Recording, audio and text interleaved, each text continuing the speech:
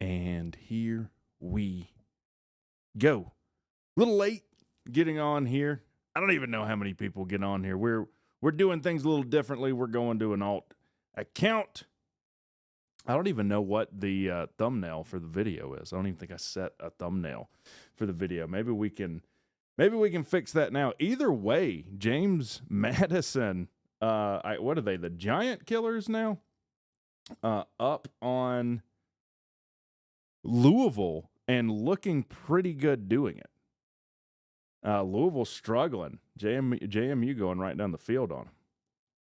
Let me post this in the Discord that we're even on here. I think we're in quarter 2 now. I think we just ended the first quarter. You cannot keep a good wreck down for long, can you? Can you? Not logo. There we go. That'll work. This will suffice. This will suffice.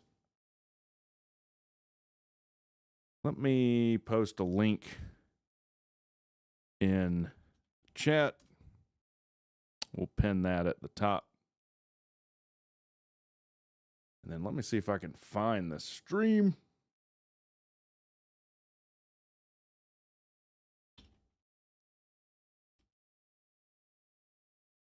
And we'll do what we do.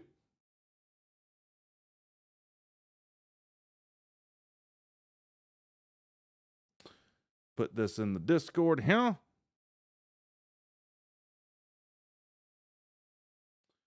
Put this in the Discord here. Gotta love hearing yourself repeated to you.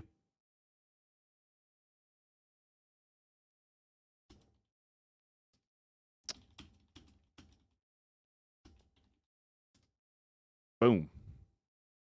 Done. So we'll see how this goes tonight. Hope everyone's doing well. Again, are we going to see Louisville get their heart broke tonight, man? James Madison looking pretty good. James Madison looking pretty good.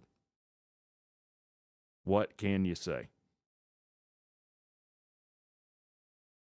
It's like it's on commercial. There's a lot of things to talk about, though. There's a lot of things to talk about. Bill Belichick banning the Patriots scouts from his practice.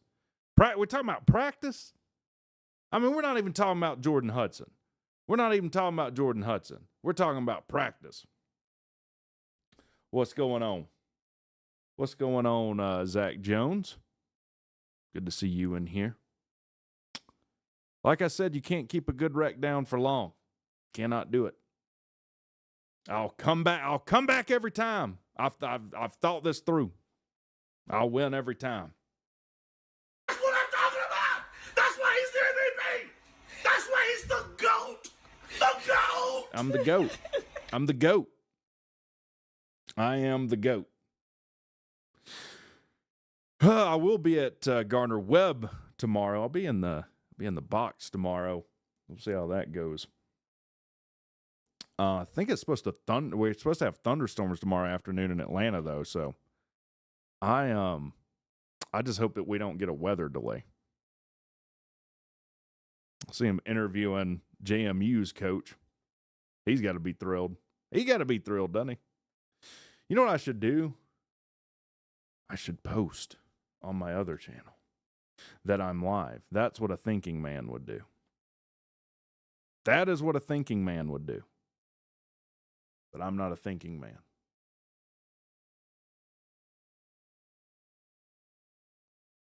All right, 2nd and 1 here. Louisville just turned it over too. JMU went right down the field, and then Louisville, Miller Moss almost threw a pick and then got rocked and fumbled. Now what happened? Pretty sure that's what happened.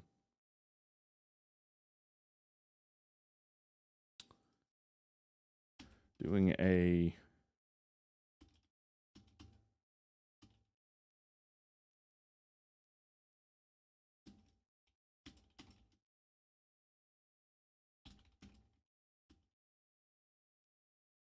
boom. Done. Boop, boop, boop. All right, JMU, they get the first and 10. Throw it in the flats. Almost get a first there. About 9 yards.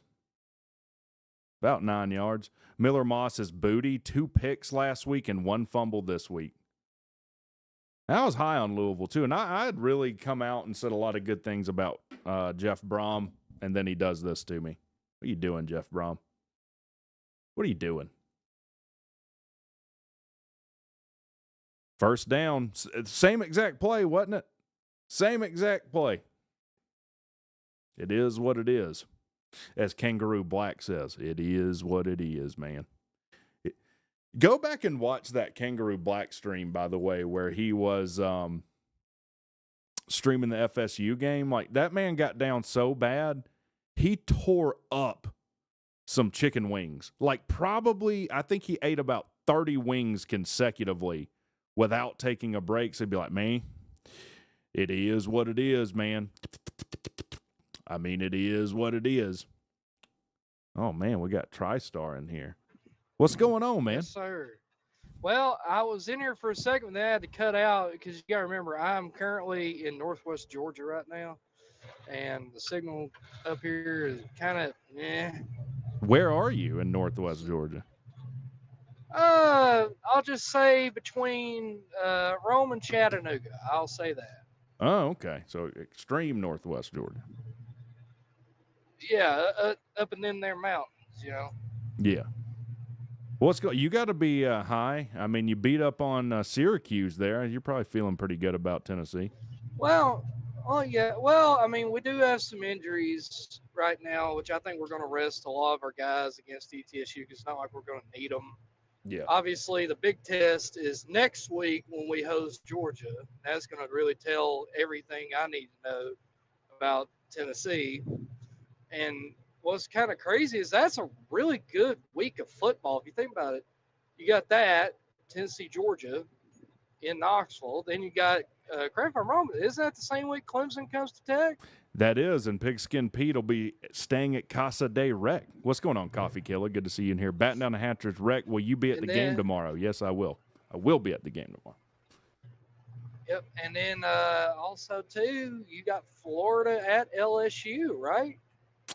Oh, man, Octavian might get his heart broke because I don't know if you listened to Pigskin Pete's Collins show. It was the first one he'd done in like a year I think it was last night. And Octavian's prediction for Florida was 9-3. Now, I'll ask you the same thing I did Pete. Do you know how many unranked teams Florida has left on their schedule as of today?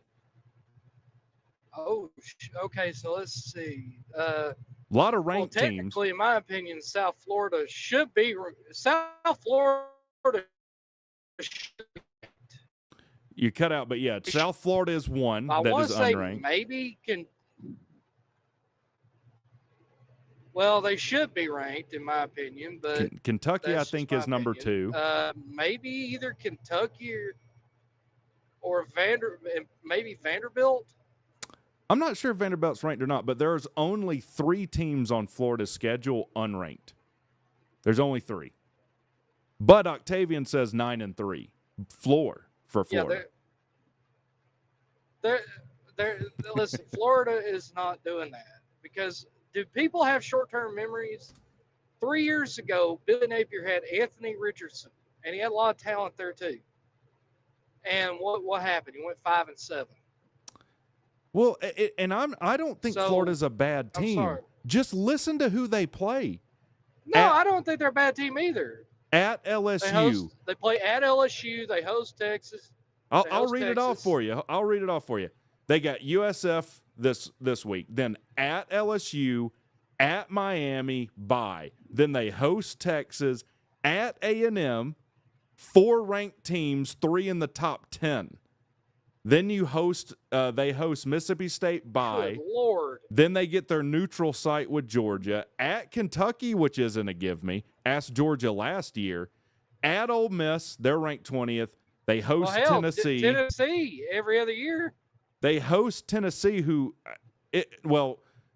Florida's the team y'all struggle with, though, right? Florida's a team that's kind of been your kryptonite. But then they have Florida State at the end. It's like, for some reason, Yeah, because here's the thing, and this is not just with Heupel. This is going back to even when Johnny Majors was the head coach. We have struggled to win in Gainesville for some reason. It's just at this point, it's like a psychological thing. The swamp, I yeah. can't really pinpoint it on why that is. Well, I mean, that wasn't the only place. For some reason, anytime Tennessee played in the Georgia Dome, we struggled. Whether it's Peach Bowls or SEC championships, like we struggled in that building. Yeah, yeah. You beat us in the Benz though when you had damn Butch. Was it Butch Jones, the trash can guy? That was when there was like 1,200 yards of offense. Bush Jones. Jesus Christ.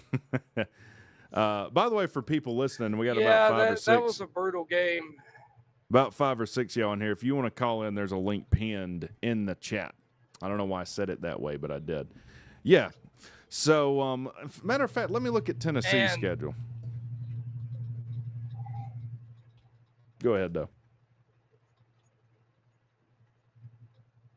Well, I was going to say this week, the game nobody's talking about this week, and I'm looking forward to it the most, is a renewal of arguably the most heated rivalry in sports, the border war between Kansas and Missouri. There was legitimate bloodshed between those two. Yeah, and Kansas looked really, really good against Fresno State. I don't know if they played anyone in between. Who didn't? I don't even. Missouri's, I don't think, played anyone yet. But yeah, you're right. You know, Duke, I think, host Illinois. Missouri this week. Played Central Arkansas, I think. Okay. Yeah. Yep. I should know because Nerd Duke's Stop only said favored by 2 points. Duke is, I think, a 2.5-point dog at home. It's plus 2.5, isn't it? I could be wrong. I don't think Duke's favored over Illinois. I think Illinois is a 2.5-point favorite. Yes, and I don't know what to think about Illinois or Duke really at the moment. Yeah, Illinois is only favored by about 2.5. Yeah, because Duke. Yeah, Duke is only favored by Illinois is only favored by 2.5. Yeah, so I think Duke was tied with Elon. Duke, I mean Illinois. I think Duke was tied with Elon at half last week. Now, they ended up running away from it. But, hell, we might be watching this 3rd and 4 here, JMU Louisville. Louisville's down 7-0. They've turned the ball over. And JMU looks like what you'd think Louisville should look like. James Madison's beating Louisville right now? Now, we just started the second quarter. It's 10 minutes to go in the – Wait, are you saying James Madison right now is beating Louisville? In the top of the second, yes. That is correct. That is what I am saying. Okay. Well, they might turn around, but Jesus Christ. Big throw by Miller Moss there. I think they'll pick up. They'll convert talks the 3rd and 4. about Jeff Brom or whoever he is. Oh, he's the very underrated coach. I do think he's an underrated coach. I mean, yeah, everybody talks about Jeff Brom being a very underrated coach. Well, I mean, he came in year 1 and made an ACC title. Proved me wrong. I wasn't on the train until that. I watched the turnover and thought, I wonder if Rec is streaming. I am. Link in the top of the chat if you want to call in. Sorry, go ahead and try. Stop. There must be a heavy delay for you. But obviously, as well, I cannot wait. How about now? No. I could hear you fine. I'm just saying there must be a heavy delay between when I start to talk and when you hear it. The way you had it before was preferable.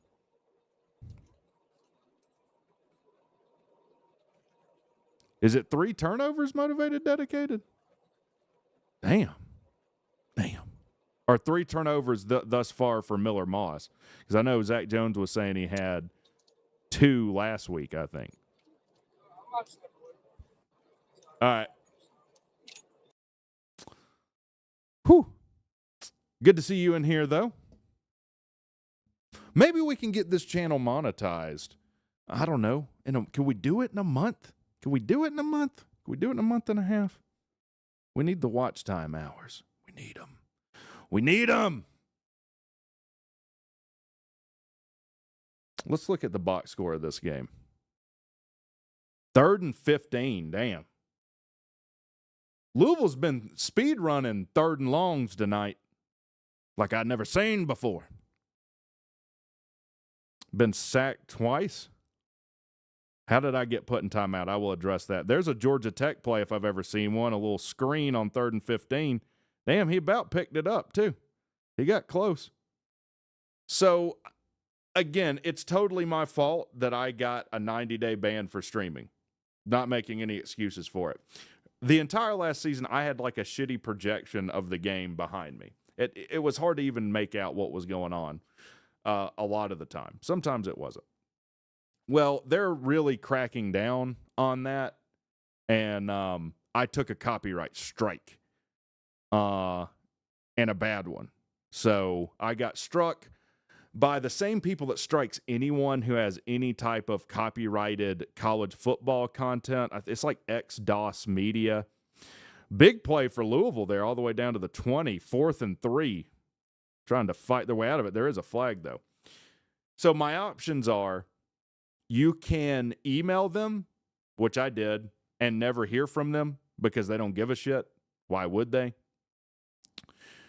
Holding. First down, must be defensive holding. Okay. You can file a counterclaim and get that denied. You can take them to court and just blow a bunch of money for something that you have no case for. Or you can eat a 90-day ban and the strike will fall off, but you can't stream during that 90-day streaming ban. Now, I can upload videos, and I have uploaded videos since then, but that's the it's not even being put in timeout. I am not allowed to stream on that channel. Little quarterback run and a late flag there for Louisville. Again, if you want to call in while we're watching this game, we're just vibing, as the kids say. Guys, we're just vibing, and let people know. Say, Rec, honey, break out the fine china. Rec streaming again. Let them know. And I hate it, too, because when my stream got taken down, man, I was on an epic rant, one of the best rants I've ever done that wasn't about Jeff Collins, on Bill Belichick. And then I got even mad. I was like, my God, the stream taken down. I'm a fucking idiot. Louisville isn't as good as people think, but JMU is a very good group team. I'll tell you what, we all talk about, like, you know, the destruction of that the portal is causing and yada, yada, yada. I tell you what, the other end of the portal era is teams like James Madison being a tough freaking out for people. I don't even know what I was saying. I brought up that Killdozer thing again, I think. I don't even think that was Colorado. You know. Didn't they find Eric Robert Rudolph in North Carolina, in like Murphy, North Carolina? So it was about as exciting as that.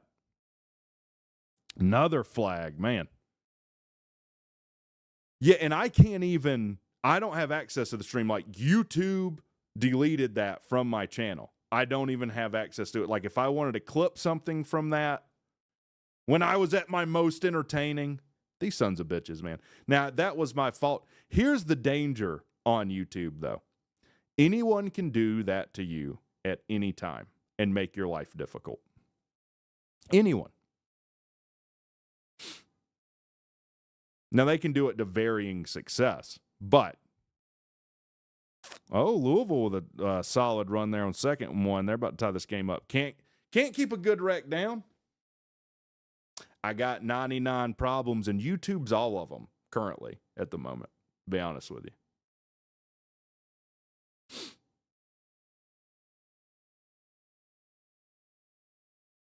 Could be worse. They could demonetize the channel. That has happened to someone in our community, by the way.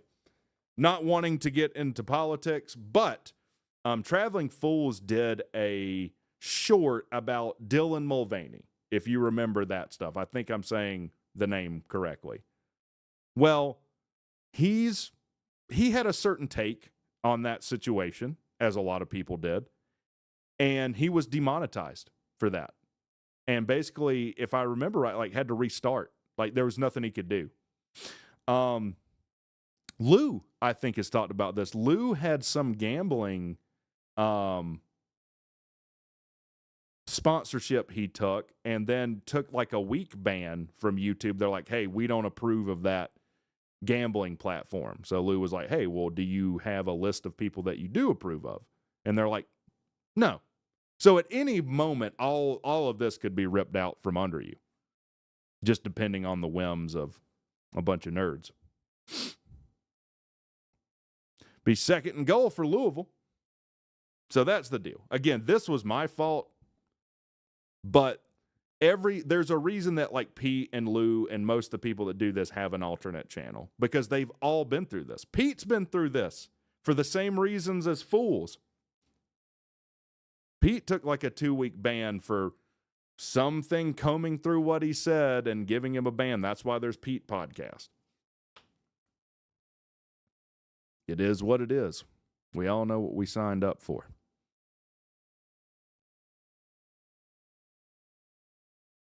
Louisville stuffed like a turkey, like a hokey. But I tell you what, you can't punish me so hard this mustache falls off, can you? No, you can't. No, you can't. Mustache is staying no matter what you do. Lady, and it was a lady email that they provided for me to reach out to. 3rd and goal for Louisville, rolled out from Miller Moss, got time, throws, dropped. Boy, he took a shot. He took a shot there.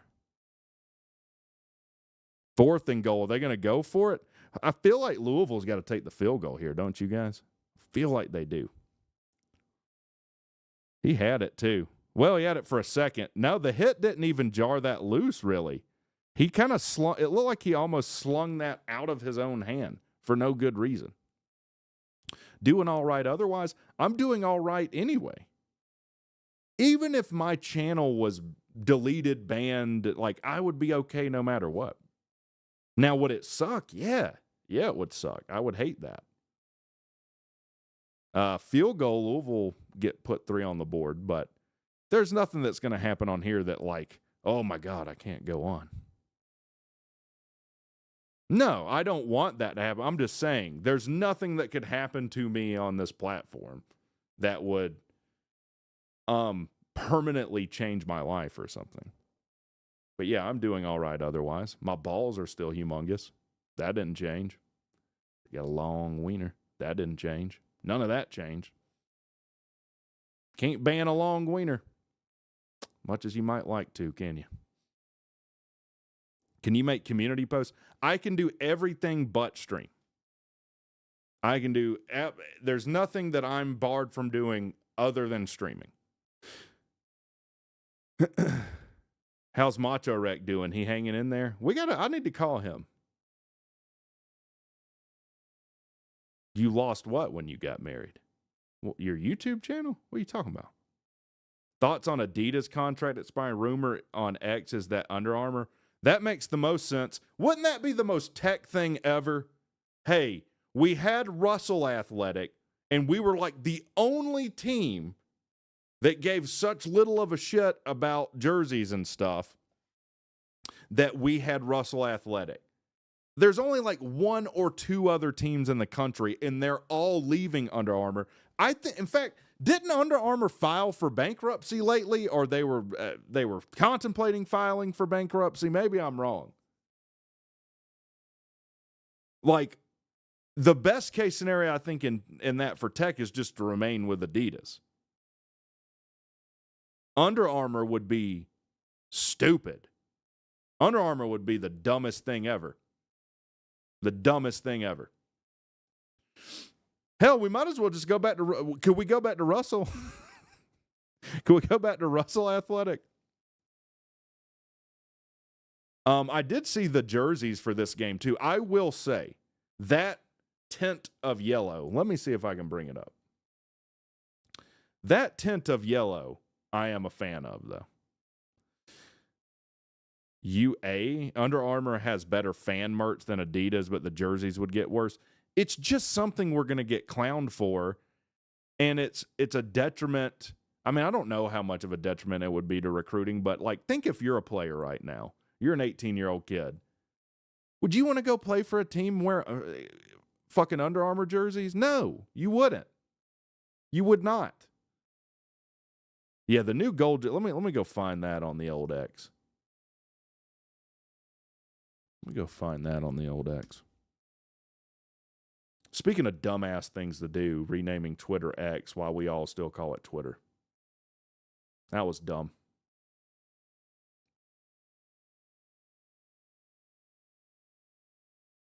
Georgia Tech football. Foosball. You playing a foosball behind my back, Bobby? They find that gorilla that escaped from the zoo and hit you in the eye? No, Mom. The search continues.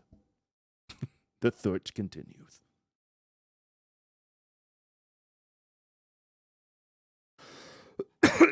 All right, Louisville kicking off now. Still down, man. Still down. Down bad right now, aren't they? Where are these damn jerseys at, man? There they are. There they are. All right, James Madison will get it back to the 25. Wouldn't be so bad if you still had Auburn wearing it, but they moved to Nike. Yeah, now the only good Under Armour school is Notre Dame, and I think that is likely to end soon, isn't it? Isn't it? I don't want to be like Notre Dame. Have some made-up dude watching your games? Like, why would I want to do that? Why would I want to do that? All right.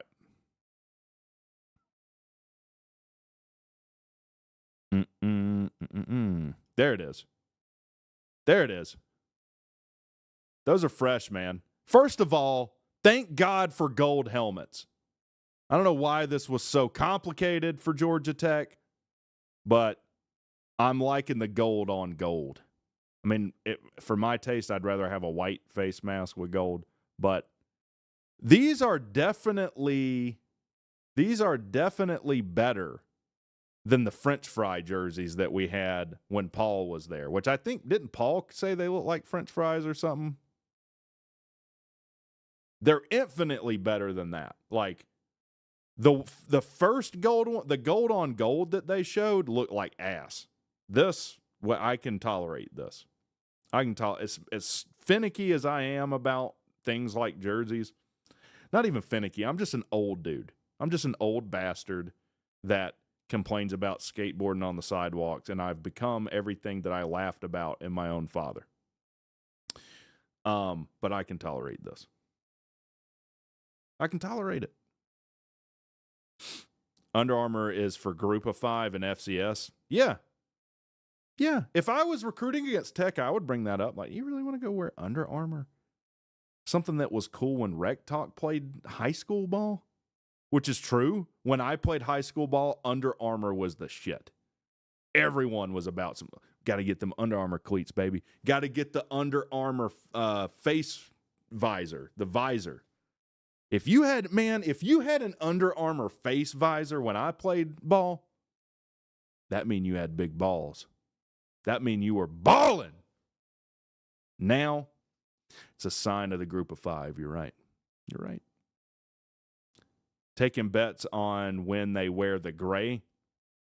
I don't know why. Why would you wear gray? Why? Why is that even a thing? Why? You're going to go back to Gandalf the gray when you've been Gandalf the white. That's dumb. That's dumb on many different nerd levels. Why don't you break the shards of Narsil again? Just break Aragorn's sword up. Why don't you do that too? If we're just going to kill all the nerd lore. The white jerseys do look better. But I will take a little variety. I just don't know why you would. I don't know why you would wear colors that aren't your school colors. It's kind of like being like, you know what? I need something different. So instead of wearing size 12 shoes that I wear, I'm going to just, let me wear 15s and then let me wear 9s. Just because. It's different. It's just different. I don't get it. And I've told you when I don't understand something, I just get angry at it. I just get angry at it. By the way, I was later getting in to start this game because my daughter's school, which is a private school, had a block party. Run up the middle for James Madison. They'll pick up about 3. And let me tell you, sons of bitches, something about private school. They never, and I mean never. It's going to be a little more unhinged on the alternate channel. Are we picking up on that yet? Are we picking up on that? They never miss an opportunity to hit you up for money. Never. So it's a Catholic school. Wasn't my choice. Wasn't my choice. Oh, the joys of being divorced. So James Madison back to throw, complete one in the flats, no gain. Be 3rd and 7. And I mean, how much money do these guys have? The Catholic Church? I've seen estimates of like hundreds of billions of dollars. Hundreds of billions of dollars on the low end. And they're like, all right, I'm glad all you idiots came out here so we can ask you for more money. Anyone who gives a $250 donation tonight, your kid doesn't have to wear their uniform for a day. James Madison almost picks up the first. They might go for that. And I'm like, how shitty is that? Right here in front of this is like when I go to Six Flags and you've got to go through the gift shop after every ride. After every ride. You're hitting me up for money so my kid doesn't have to wear a uniform. Honestly, fuck you guys. That's what I said. I said it. I said it under my breath like a pussy, but I did say it. Breaking news, what? They're going to go for it, 4th and 1. Oh, that wasn't all. That wasn't even all. They're like, hey, if you donate $500, you guys want to break out your freaking wallets. If you donate $500, we'll put you in a raffle for $3,000. That one person will win $3,000 off their tuition for next year. Now, if you know some things about Rec Talk, there's 2 things I don't generally like: the French, left-handed people, and stupid-ass gambling. You want me to gamble and the money goes to you guys? They even started off with, hey, you all basically get a scholarship anyways, because what we charge versus what we project the education cost is about an $1,800 difference. So you idiots should be thanking us. So anyways, there's a little rant on the old Catholic school there. This is most schools now, woefully underfunded. I doubt private schools are woefully unfunded, though. Hell, they raised $8 million last year to build a new field. They built like a stadium for 5-year-olds. $8 million. But they said, fuck you, give me $250 more. Idiot. I'm like, do you know how sore my asshole is from you from last year? They had a Met Gala. I'm not making this up. I'm not getting off this either. They had a Met Gala last year. Now, was it free? No. $175 a ticket. And then they're like, all right, you think your asshole is sore now? We're asking you to donate things to auction off. So pay $175 a ticket and donate stuff for us to sell, to auction off for more money. Now, I never seen the likes of it. Hell, Jeff Collins didn't screw tech out of that much money, did he? That's what I felt like. That's why I was so triggered. I was like, I hadn't seen this kind of screwing people out of money since Jeff Collins was at Georgia Tech. What are you doing? 1st and 10, James Madison. It's going to be fun on this channel, guys. I don't care. I'm doing what I'm being me, and I don't care. 1st and 10, James Madison. I don't want to wait for our love to be over. All right, hold on. I'll read it. This is crazy, though. James Madison could be up going into half versus Louisville. Louisville ranked? They're not, I don't think.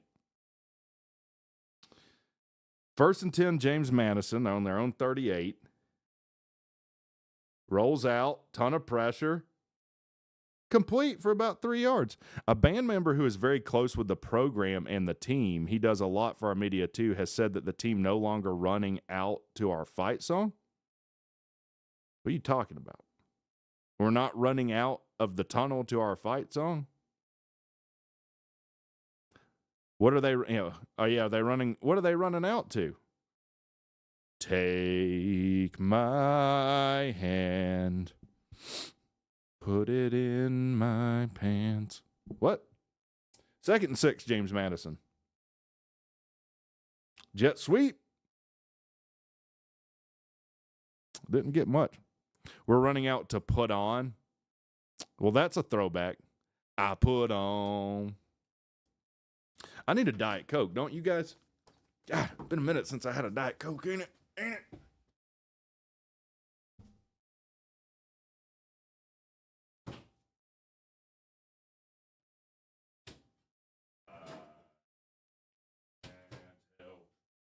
Falling in love with you, Brent Key.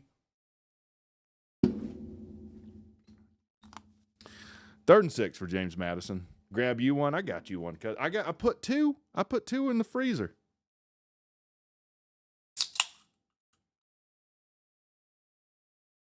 I put 2 in the freezer.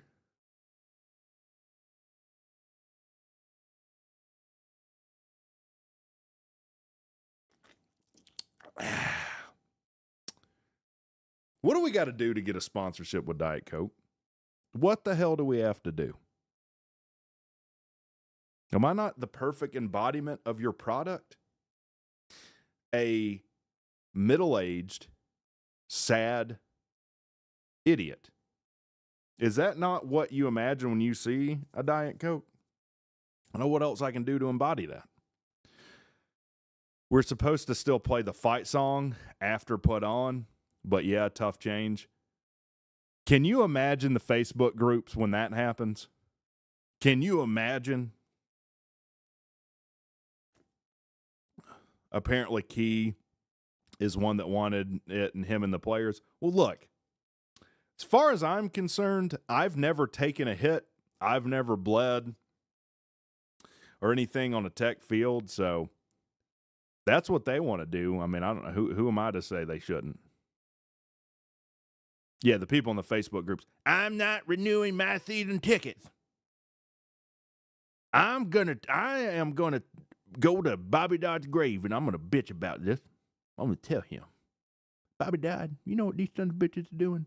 They coming out to Yeezy, motherfucker. You know that? And I ain't going to stand for it.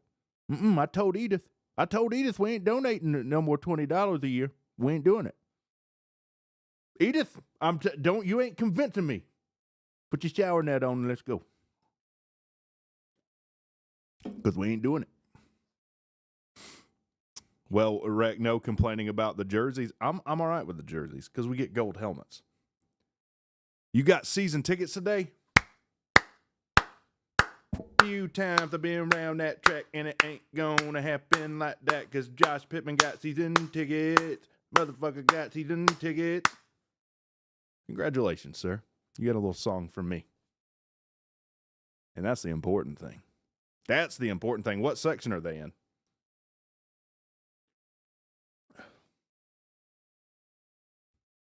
Can the team come out to me doing singing Gwen Stefani songs? I was pissed last week. About what? About the jerseys? I'm pissed. I'm pretty much perpetually pissed. You have to be more specific. Yeah, it's so much white, man. It's so much white, and now have assimilated to it. Look what I'm wearing. I'm Gandalf the White. I've died battling the Balrog, and now I've come back on another channel.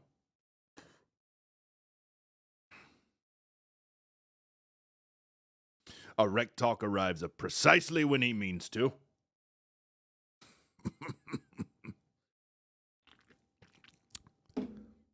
They need to come out to Rick roll.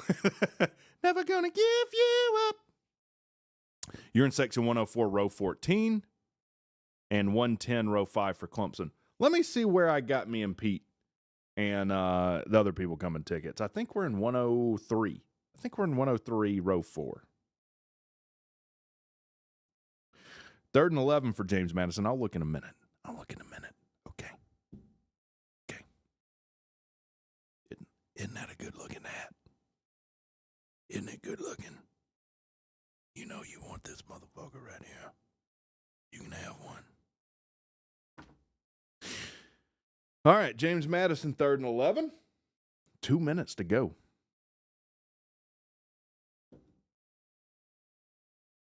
Sacked. Man, now they're going to be out of field goal range. That's tough.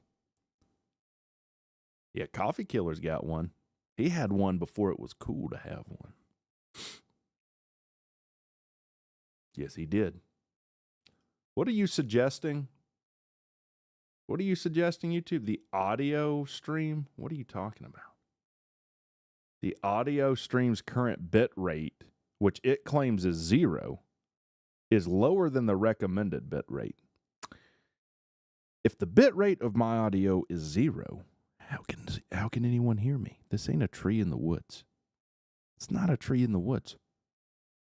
We recommend you use audio stream's bit rate of 128K. Don't talk to me about bits and bytes like I don't know.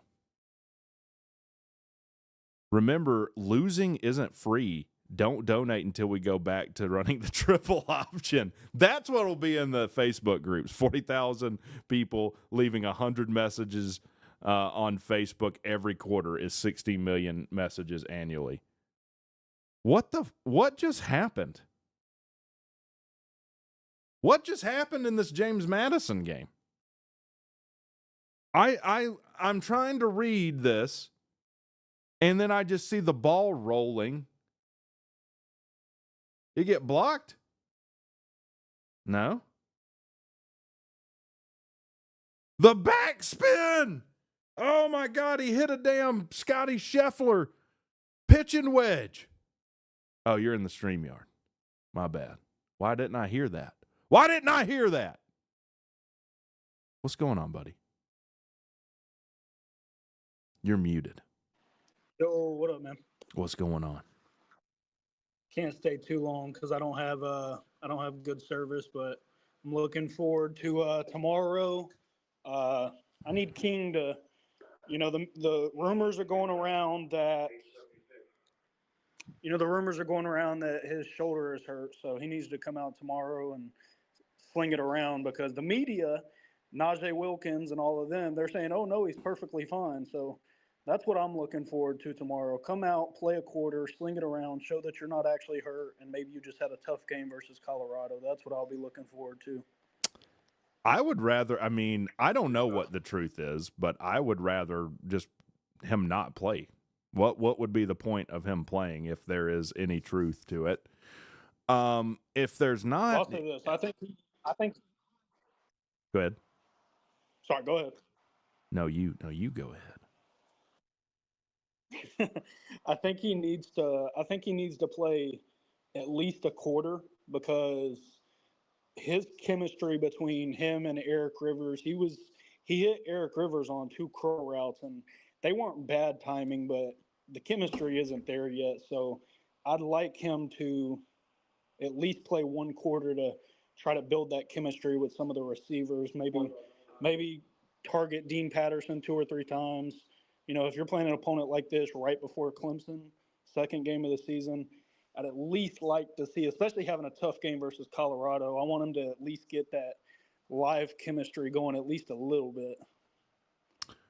Can anyone find me a prop bet on Haynes King passing yards for this game? Asking for a friend. And that's all I have to say about that. Yeah, I mean, Would you bet the? I don't know what I'd bet right now. You want me to find what it actually is for you? I don't. Look. Vegas ain't a bunch of idiots, and I doubt you would be able to get one. I don't even think there's a line on this game. The over under I think was like 50 something, which I would hammer that. I'm not sure how it's. Like I don't want to see Malik. I wouldn't want to see Haynes, even if he's 100% healthy. I don't want to see Haynes in this game. Who else is banged up? Anyone who's marginally banged up. 37.5 is what, the over-under? I would probably take the over. I think Malik should sit no matter what because he is, he was banged up last week. Yeah. King should get 2 series. What's going on? Rack Dog in here. Is that from Rackham Willie? Rackham, Rackball. If you don't know about that, then you weren't on YouTube in 2008.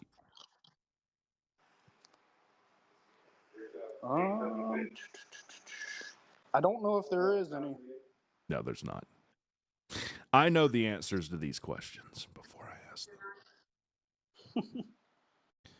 them. So yeah, let me look here. I'll see what section I got. I think it was $718 for 5 tickets, and then it was like $143 a ticket. It wasn't bad. Wasn't bad. That's the good thing about Tech games. I did look at the Georgia Tech game though, and those are ridiculous. I will say this. The left side of our line wasn't that good versus Colorado. Like Ethan McKinney was getting dogged. The center was, even outside of just snapping the ball. I mean, it was, it was kind of bad. But I will say, look, I love Jordan Williams. He got signed to the Falcons. I even bought a Falcons jersey, even though he didn't make the full roster. I still bought his jersey from when he was, preseason.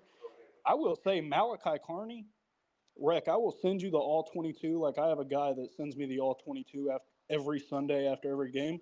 Malachi Carney impressed me. Like, he was getting pressed by Colorado's two best edge rushers. And he put them on their ass like 5 different times. I was impressed.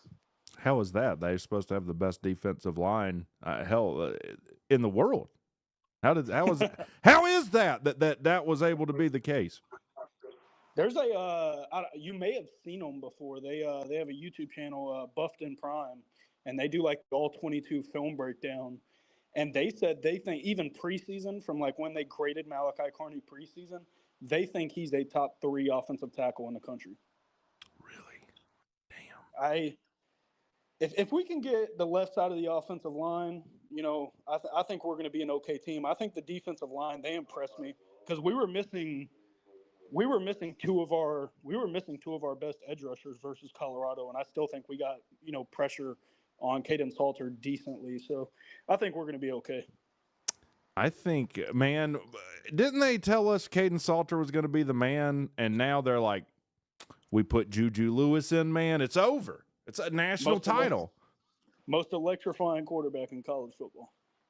Those guys are an embarrassment. Like, a lot of times it's fun to be trolly with people. I forget their names, Buffalo News or something, Buffalo News Sports, something like that was their channel name. Okay.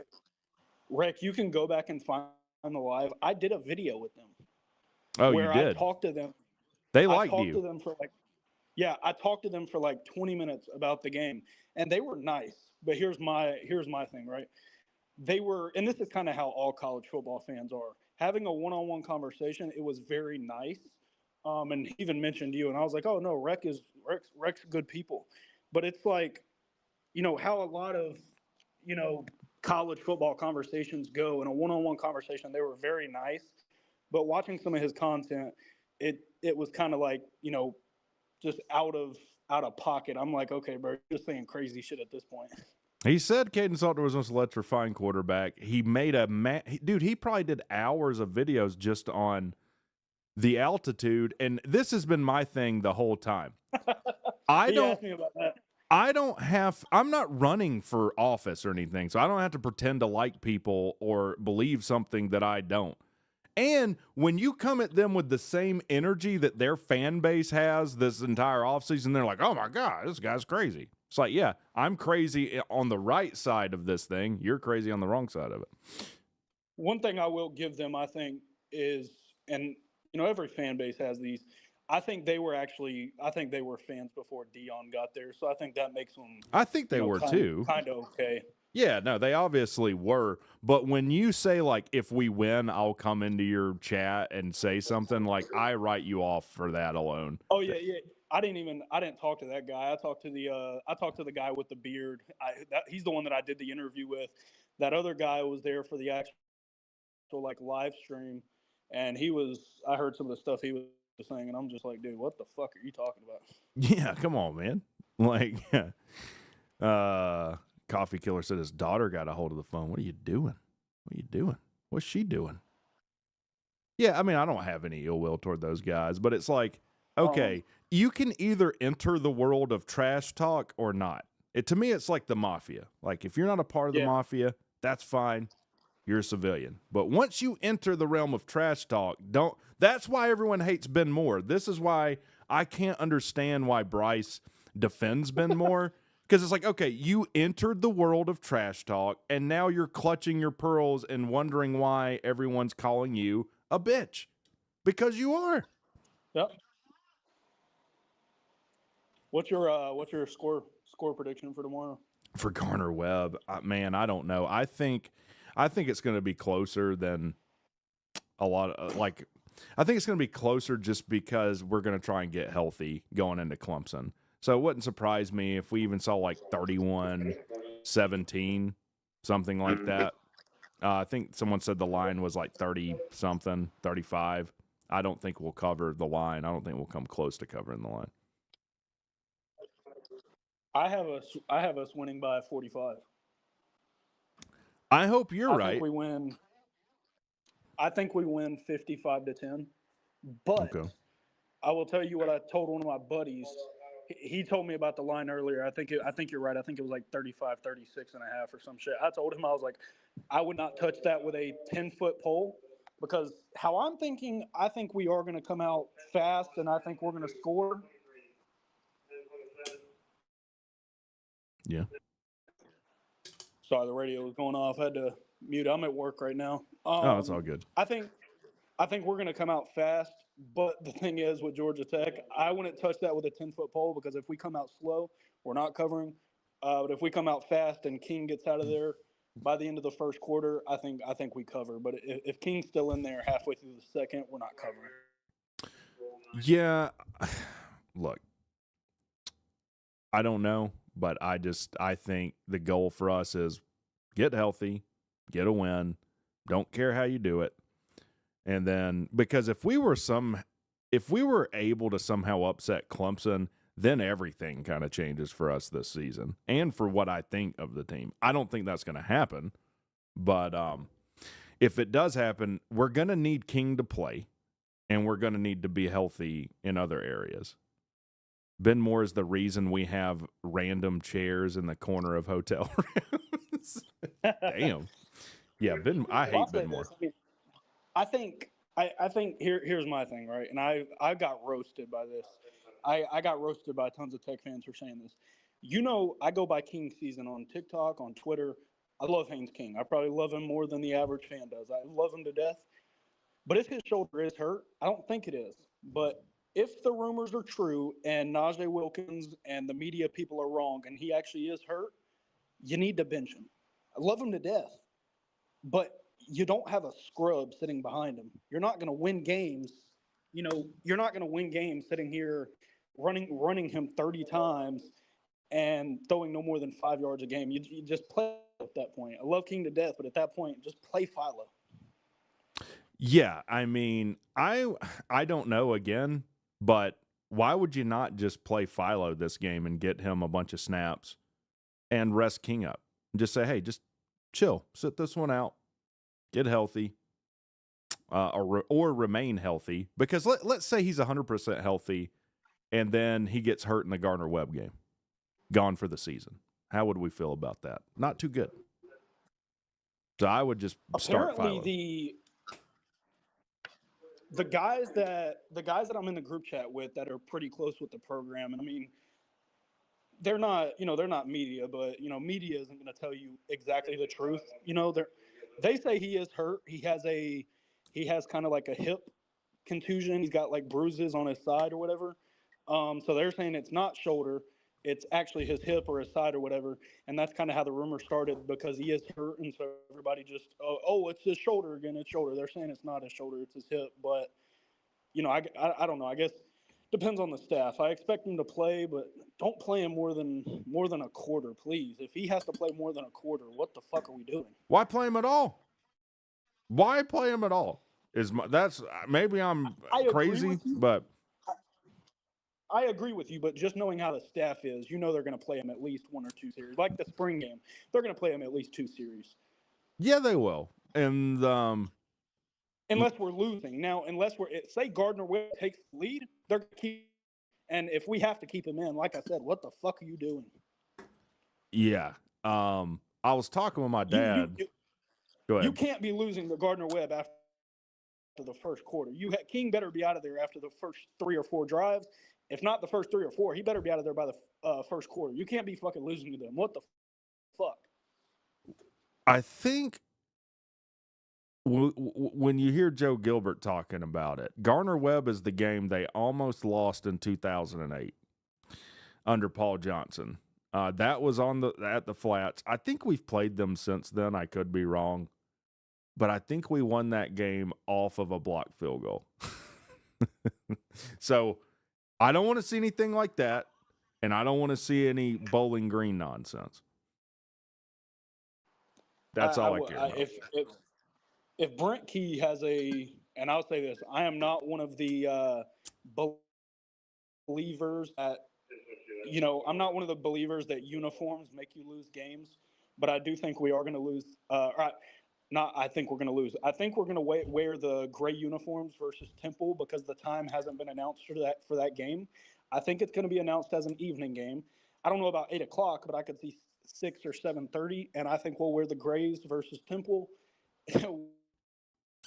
That better not. Don't prove me wrong, please. Don't let that game be close and make the uniform haters be right.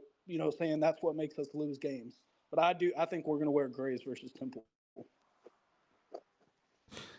Maybe we can avenge that 2-point showing we had against them last time under Collins.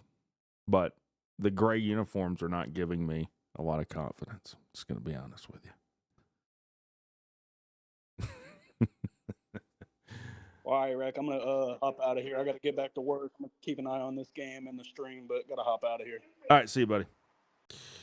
All right. Yeah, we're at halftime here. We've had some guys comment, if you're not subscribed, subscribe. I never say this shit until I get in trouble and it's convenient for me to say this shit. You know what I'm saying? Do you know what I'm saying? Let's get the channel monetized. Let's recover a little. Let's recover a little bit. Well, we got 382. 97 people showed up and showed out and subscribed. I think we already had like 200 and something. So, yeah. Let's get that up to 500. Let's get that up to 500 before Monday. That'd be something. I think we talked about it at the beginning of the show. Bill Belichick banning Patriots scouts from coming to practice because they hurt his feelings.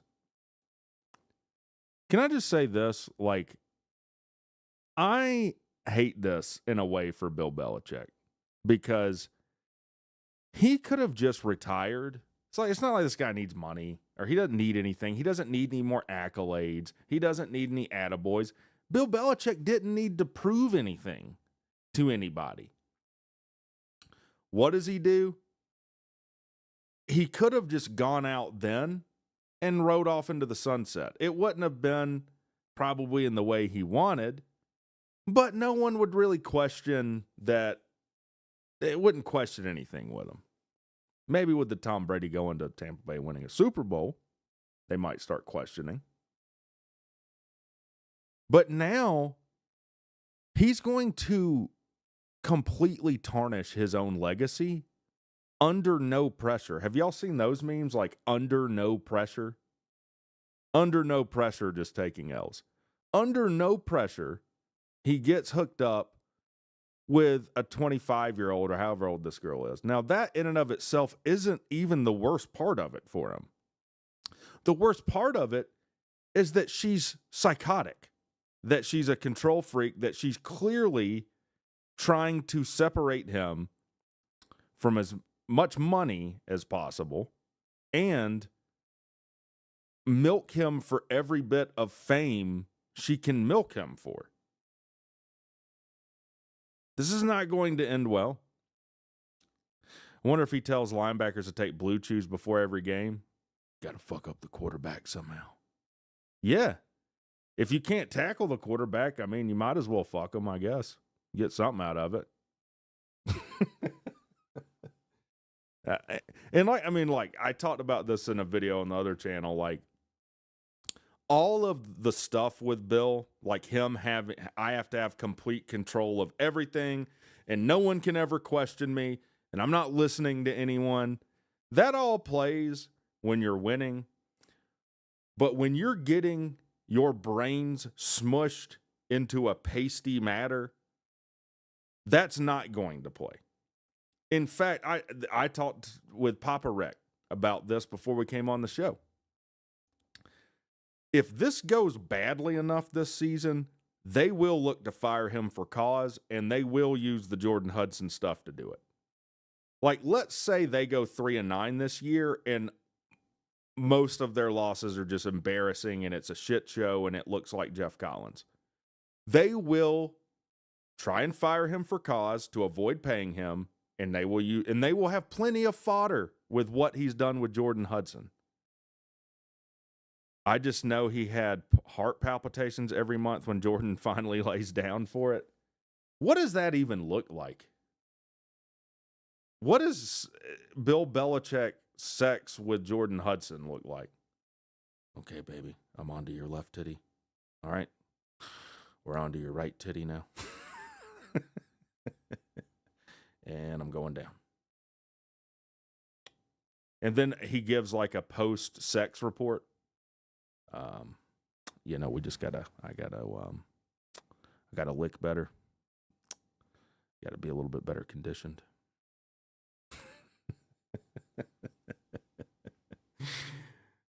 I mean, I don't think I could do that. Like, you know what? Never mind. I'm lying. Have you ever catch yourself in a lie while you're saying it? If you want to be more honest, in the middle of telling someone a lie, just be like, man, I'm sorry. I absolutely just lied to you just now. I did that to you guys. I 100% would do that. I 100% would have sex with a saggy-titted, ugly old woman for millions of dollars. Yes, I would. Yes, I would. I don't even have to think about it. I don't even know why I tried to pretend like I wouldn't. I would.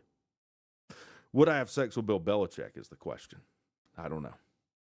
That would be a tough one, even for millions of dollars.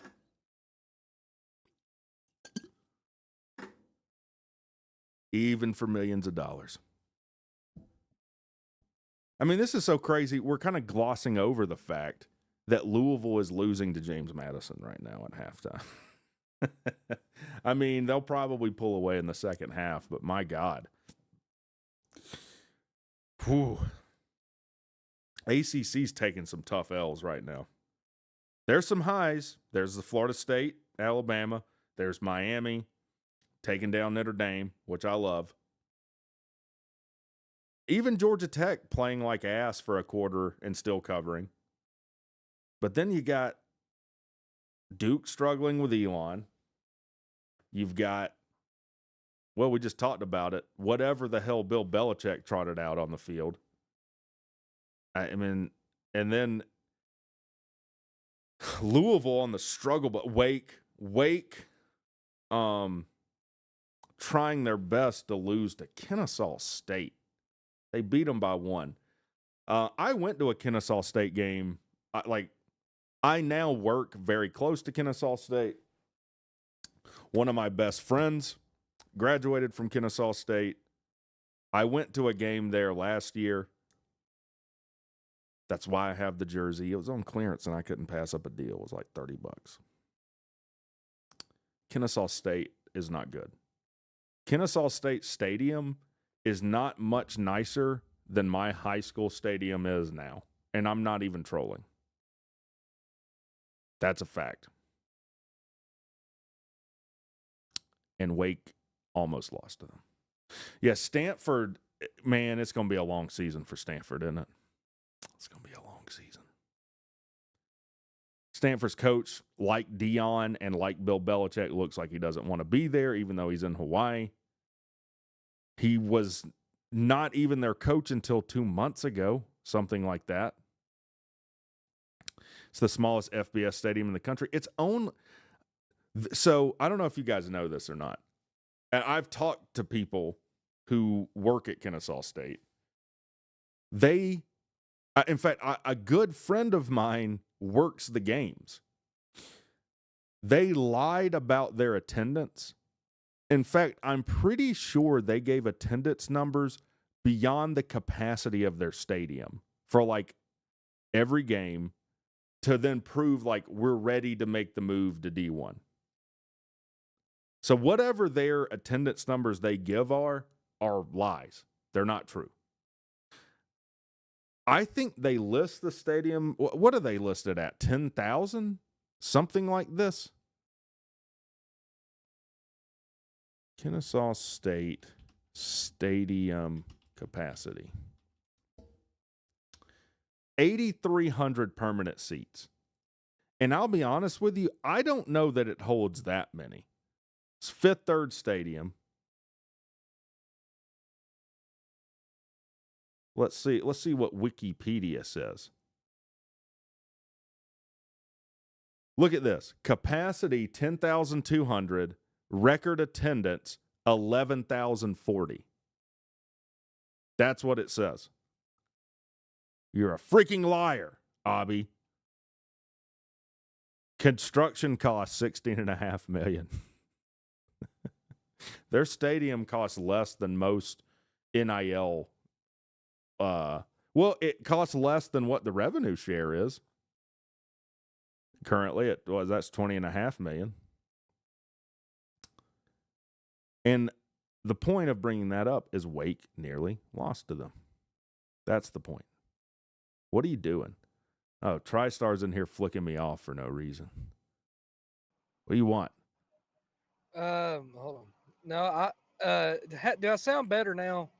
You didn't sound bad before. It's just you took a while to respond. So I assume that. Yeah, I was probably driving through some bad signal because once you get up into like Lafayette and Chickamauga, you the signal's kind of spotty until you basically get up damn near into Chattanooga. Right. Because, it's the sticks.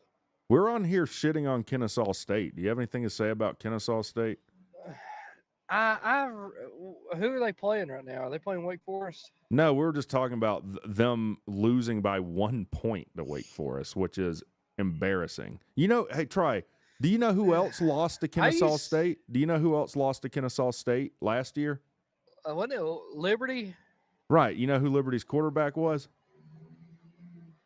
I'm assuming somebody who's quarterback for Wake Forest now. No, Caden Salter, who's currently at Colorado. Caden Salter lost to Kennesaw State. And I got to say this, man. Speaking of KSU, man, they got a special place in my heart because when I was staying down in Metro Atlanta, that's where I was staying at, was at KSU's campus. I got to know a lot of people there at KSU. I got to know the whole Kennesaw, Barrett Parkway, Chastain Road area very well. I know the area like the back of my hand. And I was so happy I always root for them, man, because I want them to be good.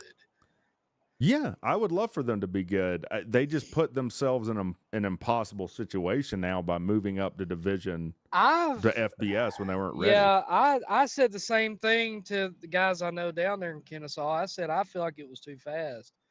I mean, it'd been different if it like KSU won like 10 national titles or something Well, and that's just not put even all these no. NFL players. It's that they don't have the money. Like their facilities are like 10% of what other teams in their conference was. We're not talking about comparing them to Power 4 teams. Yes. If people want to know about KSU's football stadium, that's not a joke. I used to live literally right across the street on Big Shanty Road. I know it. Their football stadium, literally, I've seen high school. I'd say Buford High School's football stadium is bigger than KSU's. Well, it And that's cost a high school. $65 million. Their stadium cost $16.1 million. No, Buford Stadium is bigger, for sure, and way nicer. Mill Creek Which is Stadium is crazy. bigger and nicer, Yes. which is in Houston. Grayson. Yeah, Grayson. All these powerhouses, Lowndes County.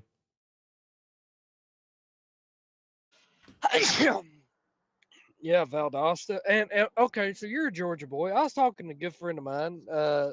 He should be getting his results back here in a couple weeks on if he's got to go through some treatments again. I ain't gonna say his name, but basically to kind of smarten you all up a little bit is that if his results come back that he is good, then we're going to be renting a house in, I'll just say the area where I used to live down there. Why is it some Because we big got some secret? business ventures going on. And So in Kennesaw somewhere. about what? You're just being cagey Well, I'm about just it. saying in that area. I don't know Okay. yet. Oh, okay. Yeah, yeah. Well, there ain't nothing to be cagey about.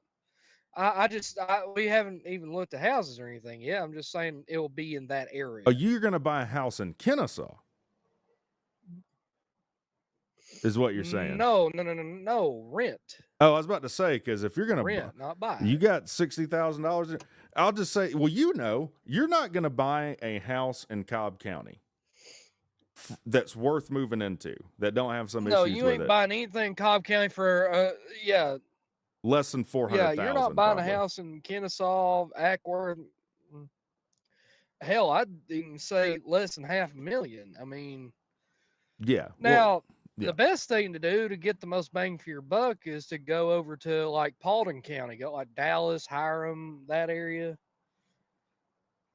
There you could do pretty good, but yeah, anything in Cobb County, especially east of I-75 going towards like Alpharetta and Roswell, East Cobb and all that, yeah, you can forget it.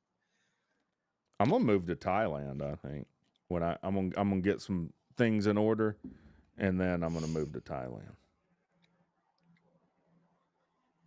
Now, I'll tell y'all, if you're wanting to move to Metro Atlanta and you want the most bang for your buck, move to Fayetteville. On the south side, huh? It's over there next to Peachtree City. Yeah. Yes. Yeah. Because it's a lot cheaper down there. Well, if you really want That's what something everybody cheap, kept telling me when I moved down there the first time. They was like, man, you're on the wrong side. if you really want something cheap, move to Hapeville or College Park or East Point. Now, you might not survive long there, but it will be cheap. Well, yeah, go down to the SWATs. Yeah, or go around Turner Field, one of If you those wanna go boarded down up there. houses. But Man, JMU moving the ball. You got some up and coming communities over there. Yeah. And that's what people don't realize about where Georgia Tech is. Like you're smack dab in the hood. On the west side of campus, you are. Like you go out Bobby Dodd Stadium and turn. Yes. But you leave there, you turn right, you go down to Northside Drive, and you're literally in the Bluff. You're in Vine City and Bankhead. They are gentrifying that I know area. that area very well. Yeah, coming up, I think it's 278 that dead ends kind of right there into the west side of campus. But anyways, all right, I'm going to let you go, man. I need to talk a bunch of shit about some stuff I'm not sure about yet. So appreciate you coming on. All right. 2nd and 10 for JMU, man. JMU looking good. Lemon pepper jackets, baby. Oh, yeah. I don't know what the hell that was, but it was weird. Boy, they can't get this JMU running back down. I'm crazy as hell. Yeah, I moved to College Park. I don't know what that post was about the lemon pepper jackets with the running backs, but it's something I would make fun of if I wasn't a Tech fan. I can tell you that. All right, JMU. 3rd and 6. JMU is gonna pull off the upset here. They're going to score some points because you're not going to keep Louisville from scoring a touchdown much longer, I don't think. Got time, throws it deep. Underthrown ball, incomplete. I'll have to punt. There's a flag, though. It might be PI. Is it PI? Is it PI? Is it pi? 3.14159, whatever it is. I love pi.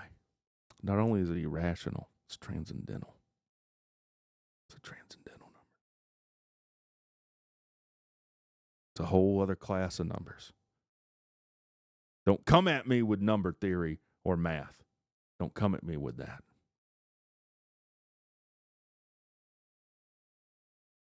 All right. It was PI. It will be 1st and 10.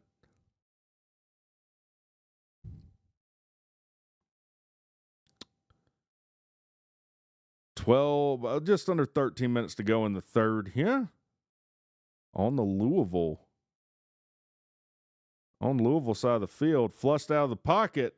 He runs straight back and throws it away. There's a flag. That's got to be holding, doesn't it? Got to be. Got to be holding.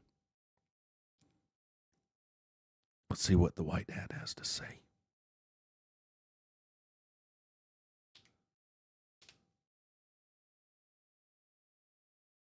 What do you got to say, man?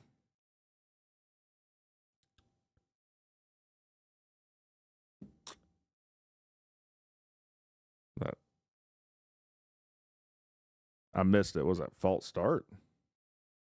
Illegal formation? All right, well, it's only a 5-yard penalty, so it's better than a hold. They'll be 1st and 15. 1st and 15. 1st and 15. Illegal formation. Okay.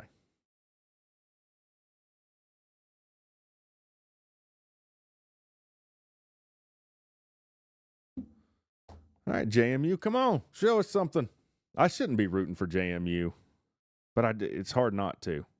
Running back trips up himself there. Doesn't get much, maybe 3. I'm a streets down from KSU. I've been wanting to go to a game.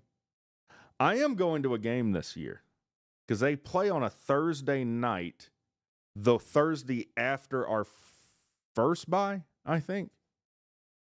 I'm going with my buddy. Maybe we can set something up. All right, 2nd 11 for JMU. 2nd 11. Low snap. Looks like Tech Center got in there. Snuck in there with a JMU jersey on. Boy, that's the one thing I'll be watching for in this Garner Webb game. What does the snap look like?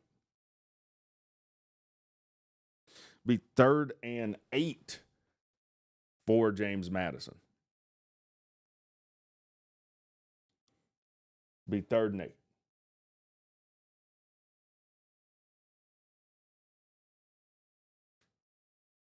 All right, let's see if they can convert here. I don't know what their field goal kicker's like. It'd be like a 50-yarder, though, from here. He's got time. Throws deep. Did he catch that? Did he catch that? Are you kidding me? Let's see this. Rolls out, throws on the run, one-handed catch. Louisville's cooked, aren't they? Louisville is cooked. They are cooked. It's not halftime anymore either. What a catch, man.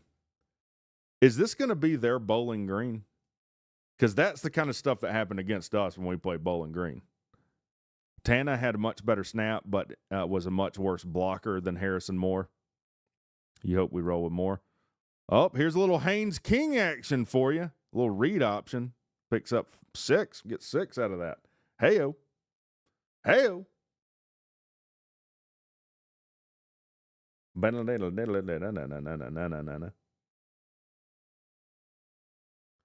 All right. 2nd and 3 here for JMU. Trying to go up by 8. I tell you what's going to happen, too. As, like, more teams like James Madison give the Louisvilles or whoever of the world trouble, these Power 4 teams will stop scheduling them. Another one. Touchdown JMU. Touchdown JMU. So which group of 5 school are we picking to have 9 conference games per season? I have to think about that. That was a Hayne. They're running the Georgia Tech offense without our permission. Yeah, I'd be worried if we had to play JMU right now. I'd be like, man, they might beat our asses. You imagine talking shit to a group of 5 school and then them beating your ass? Thank God I didn't say anything about Bowling Green. Oh, they got a left-footed kicker. There's an epidemic of left-footed kickers in college football, and it pisses me the hell off. I don't like it at all. What are you doing?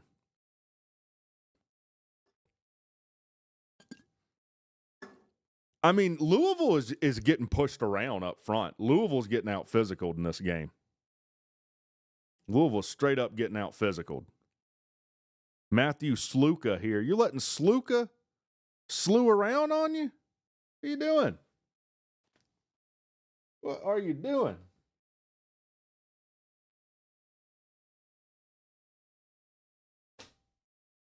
Need another Diet Coke.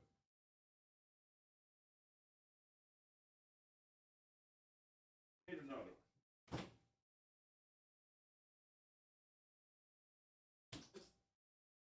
When a man loves a woman, bow, bow, bow, ends up paying about $1,500 a month.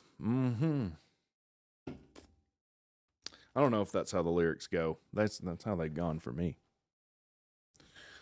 That's how they've gone for me, though. Well, Louisville yet to score a touchdown in this game about halfway through the third quarter. That ain't no good. That ain't going to cut it. Was it an upset? Was it a big one? All right, then.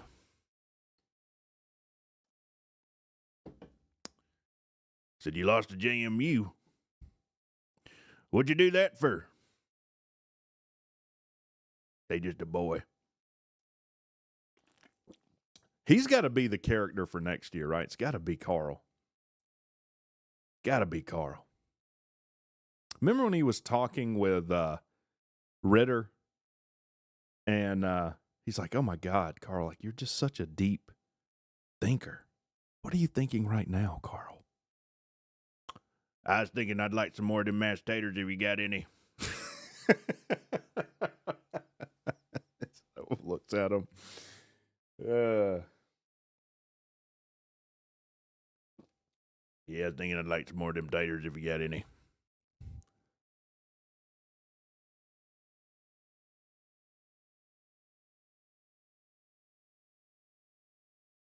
I feel like my impressions are pretty on point.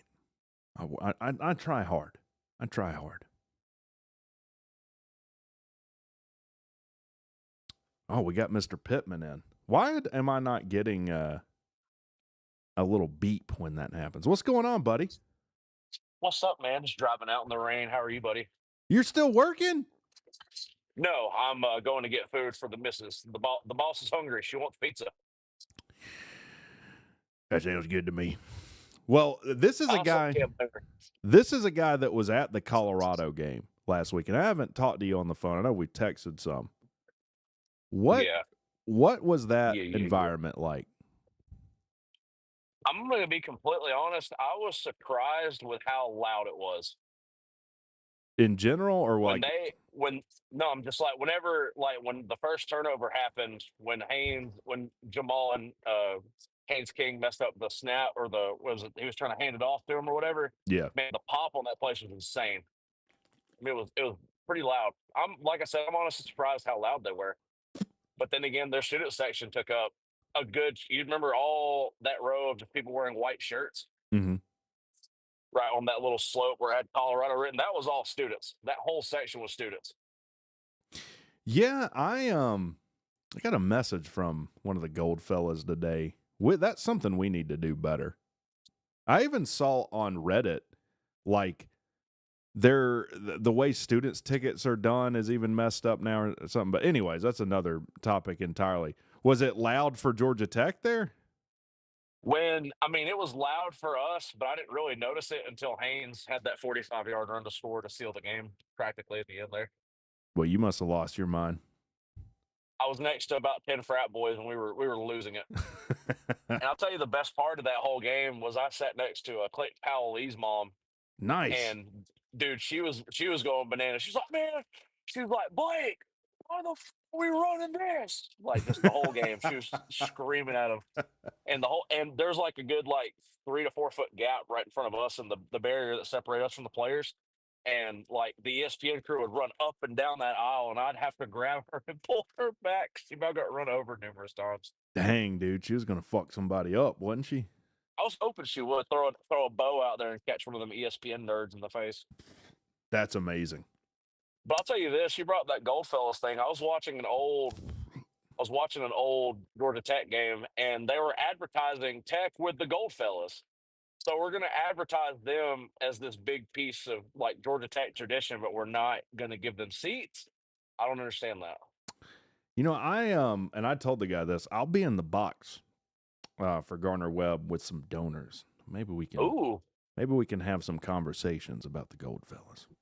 You can get a bug in their ear about that. I don't know why they ever since Bat took over, they haven't really given them the respect that is there. But they'll market them and get some money out of them. I've never understood that. I think As it's much as messed I like up. the things that Bat did and the things that Ryan Alpert's already done, extending Faulkner and doing all these things. There's two things I want them to do. Number one, the Goldfellas need to be prioritized. Give them all the seats they want. And number two, we need the band to travel more often. I mean, it is kind of neat with them not being there because you really get to feel the experience of the fans and how we're celebrating. Yeah. But at the same time, the band traveling, it means more. It means more to me. I like it better when the band travels. I agree. Louisville with what was that, like a 60-yard touchdown throw there? They 14-13 pending the extra point. Yeah, that's the biggest thing with me. Georgia Tech does the little things awfully for some reason. I don't know why. They used to do the big things and the little things awfully. Now we're doing the big things right. They're going for two. Miller Moss is going to run it in. Takes a shot. They'll tie it up. Louisville's tying it up with the powerhouse of JMU. Damn.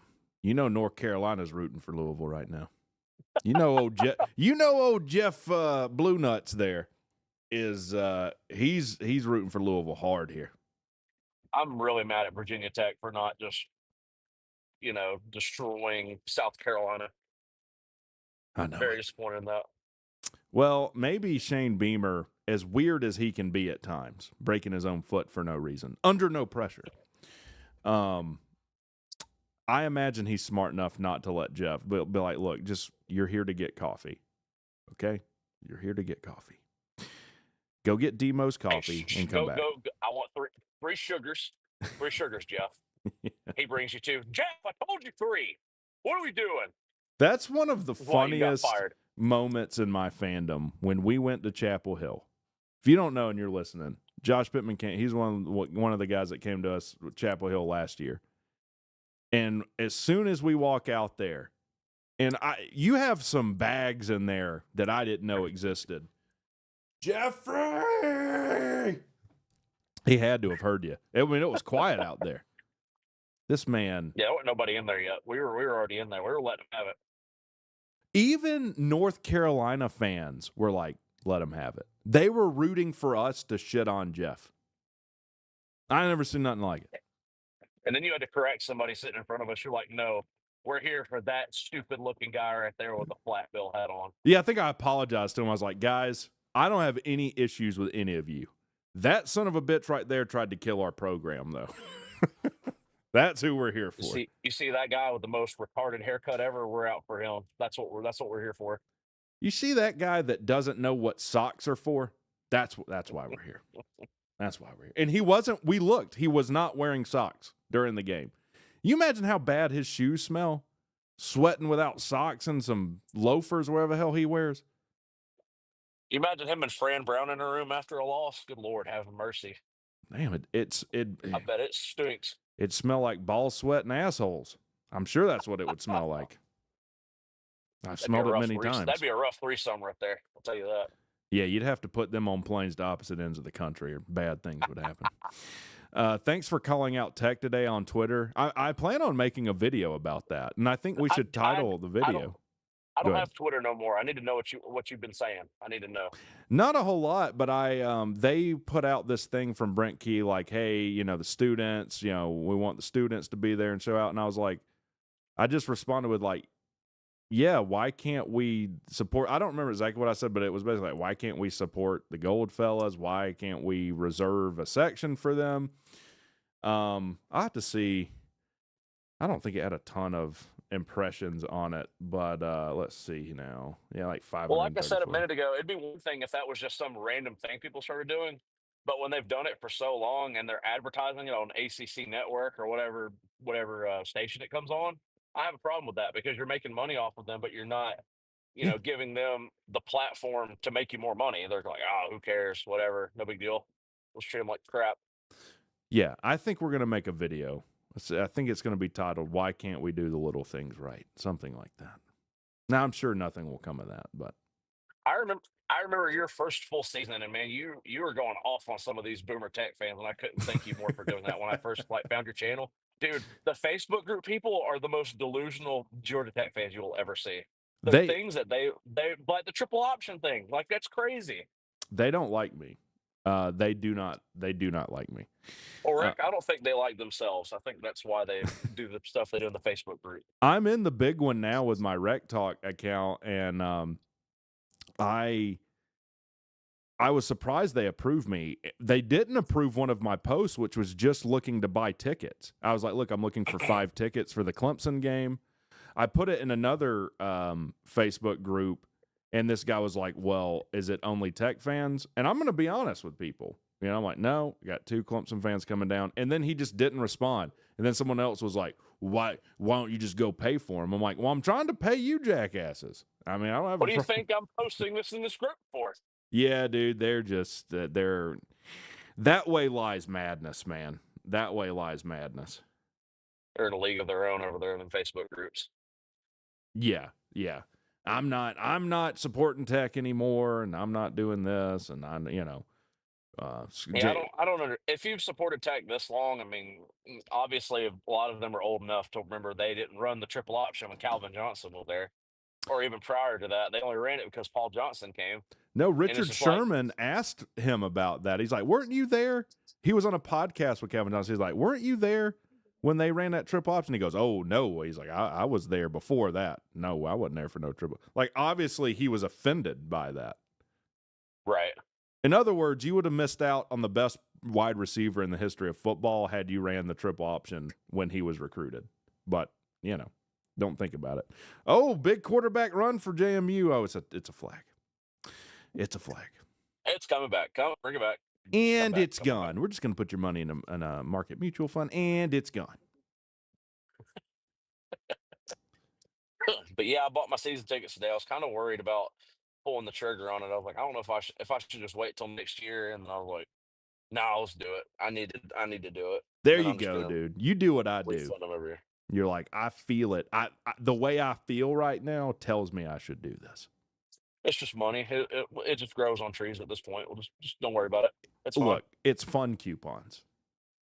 You look at all these jackass Egyptian pharaohs burying themselves with gold and horse shit.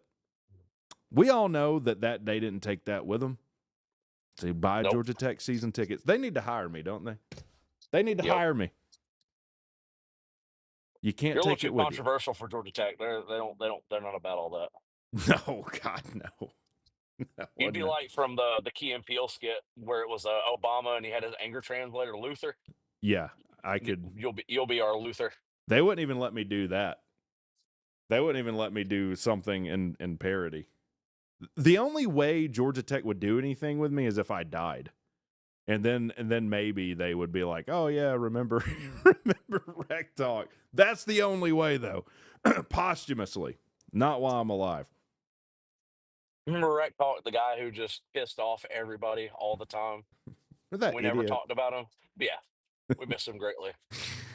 Turnover for Louisville. They're turning the tide now. Intercepted. Oh my God. As if the ACC hasn't looked bad enough with Kennesaw State almost beating Wake Forest. Yeah. My girlfriend's pissed off about that. She was, I think she told you before, she got accepted into Wake Forest. So she likes Wake Forest too. And she's like, "You got to be kidding me. They almost lost." I was like, "The only reason y'all won was because they missed a PAT." I like your girlfriend, yeah. I do remember her saying that about Wake. She is tiny, though. Do you ever think, like, how Oh far God, where's this going? how far you could throw her if you just had to? Like a javelin? I did once, and she got really mad at me, so that didn't work. That didn't work out too well. We were in the swimming pool, and I was like, "You know what? Let's try something." She's like, "What?" I just threw her, and she's like, "You're not doing that again." And I was like, "Okay." This is why I'm divorced. These thoughts that I have. Because my ex-wife, I don't know, I think she's like 5'4". But I think I've even told her, like, I could probably throw you at least 15 feet. I'm pretty sure. She's like, "Why would you tell me that?" I'm like, "Because you needed to know. You needed I just thought to you were know." curious. I don't know. Yeah. You don't ever think about that? I wonder how far my boyfriend slash husband can throw me right now. It's like shock, but everybody comes out and brings their tiny girlfriends and just throws them as far as they can. Yeah. That would be a good event for the Slob Olympics. Everyone throws their girlfriends as far as they can. Obviously, we have like a little blow up thing to catch them. But, I mean, hell, we threw potatoes on the beach. I came in third in that with my gimped up shoulder. Everyone's talking about Haynes King's shoulder. No one talks about Rec Talk's shoulder. It's all gimped up. Like from the campaign when he punched that baby in the face. It's like no one's asking about my fist punching the iron-like jaw of that baby. Yeah. He's like, is your fist okay? He's like, I can make a fist with it now. I'm fine. Thank you. And this is this is when you know you're getting old. My shoulder is messed up because I sit in front of a computer all day, and just the way I hold the mouse, I'm probably gonna get a membership to One Life, the fitness place, so I can get that hydro massage thing. That's what I'm gonna do.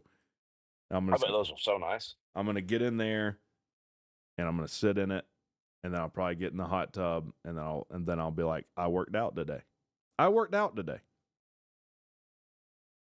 I think that's fair. The typical white person saying, "Oh, that was my exercise for the day." I don't know if it's white, but it's definitely fat, and I am both of those. Yes, I am both of those. But I did want to call and ask you one thing. I'm about to be at Mellow Mushroom to pick up a pie. All right. You trying to meet up at Waffle House tomorrow?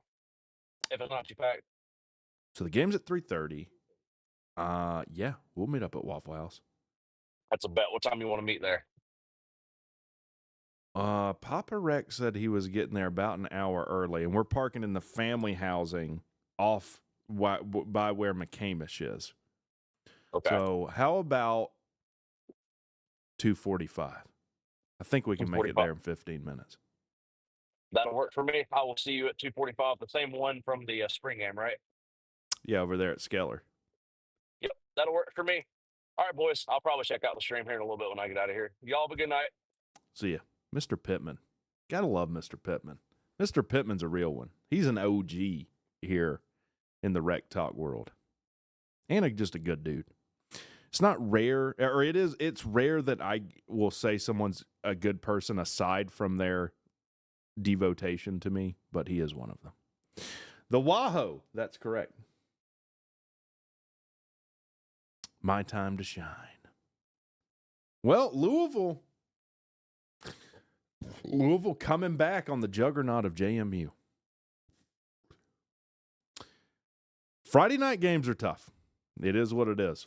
Friday night games are tough. Louisville finding that out. I don't think Louisville's an awful team. I think this is going to happen a lot this year, and it already has. Alabama last year struggled with South Florida for a while. And look, Alabama wasn't what they have been, obviously. But they shouldn't have struggled with South Florida.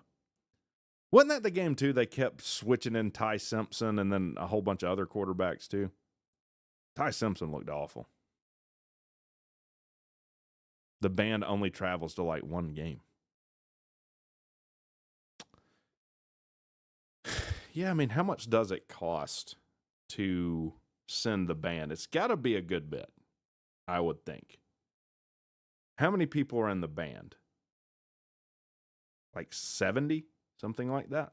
So 70 plane tickets, and then you've that's not even the biggest cost. You got to send all their equipment. That probably cost even more.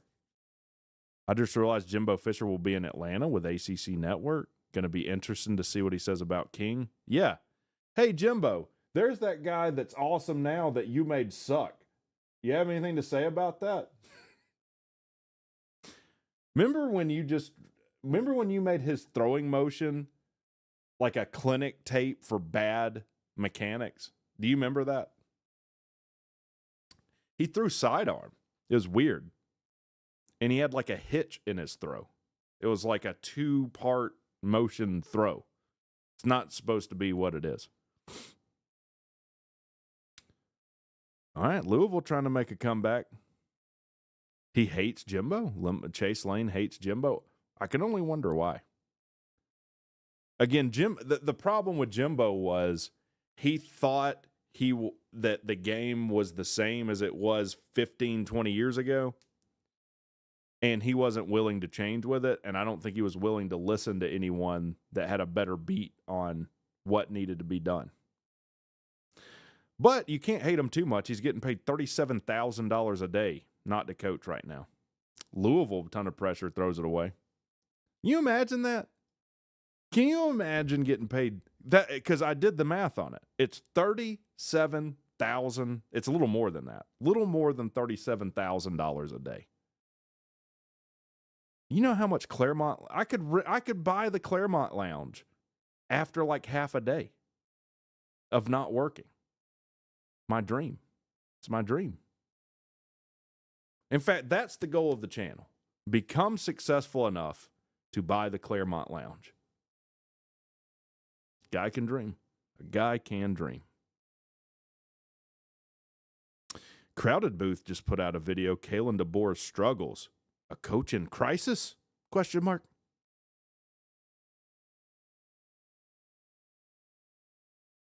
Yes. Simple answer to that question. Yes. When you have they're somewhere in the top 3 of just raw talented teams, and they just got their shit pushed in by Florida State. I would say that's a crisis. All the Tech players get in free. Yeah. If you play for Georgia Tech, you will get an NIL deal from the Rec Talk Claremont Lounge. A reverse. And he takes a loss. Damn, Louisville, 3rd and 2, you run a reverse that even radio could see. Boy, number 32 or 33 or whatever come downhill quick on that thing. Boy, you know that Jeff Brom's worried when he's running gadget plays. They're going to go for it on 4th and 5? Well, we got a timeout here. What the hell's going on? We got 6:20 to go in the 3rd. I see WT7 has found the new stream. As much as what you say annoys me, I do appreciate you being here. No, they're going to punt. What's this thing I heard about Haynes King dealing with shoulder issues? I wouldn't know about that. I wouldn't know. Nico, what's going on, buddy? There's a flag. They ended up tackling him inside the 5.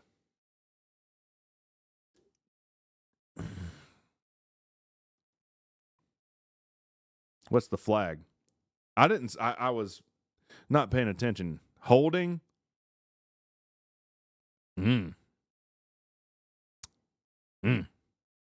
So So they get tackled inside the 5. Now it's going to be, what, at the 2.5 after a hold? Where is James Madison? That's in Virginia, right? Oh, James Madison ran some gadget plays before I came on. Little wide receiver pass. Looking at the highlights here.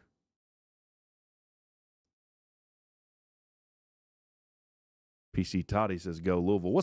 Nico's in the house. What's going on, buddy? We're keeping it real in here. Doing what we do. Representing for the A.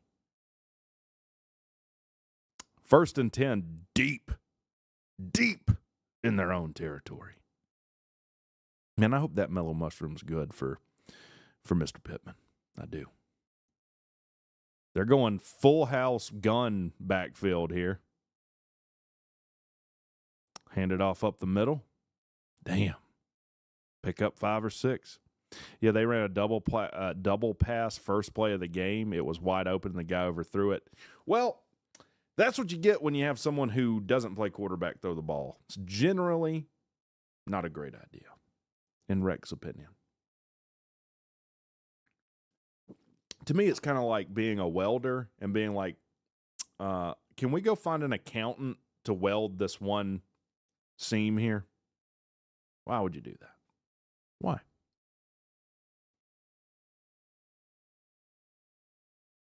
Again, everyone's talking about King's shoulder. No one's concerned for Rex's shoulder. And it hurts. It's like a Dementor is in here. The Office is great. Prison Mike, what was prison like? It was awful. And there was Dementors. We ate gruel. What's the boldest prediction for this weekend?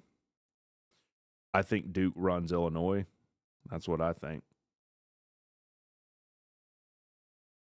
How's my shoulder? It hurts. I feel like there's a Dementor sucking any pleasure out of my shoulder. Sometimes at work, I just have to get up and walk around because it hurts. I don't have anyone to massage it for me unless I pay them. That's what I need to do. I legitimately have a buddy that I know that went to the rub and tug. I might have to do that. He called me afterwards too. He's like, gee golly gosh, I didn't know that was real. This man fell in love. This man fell in love with one of these rub and tug girls. Hear me out, Prison Rex would be a good character. Robert Kraft? Is that the owner of the Patriots? Oh! James Madison King for the first down, baby. They ain't rolling over. I don't know him personally, but I do know of him. James Madison will not go away. They turn the ball over. They give up a explosive touchdown. They're still rolling. Buddy thinks he's Haynes King. He ain't Bling Bling King. He ain't Bling Bling King. Another run. 3 yards.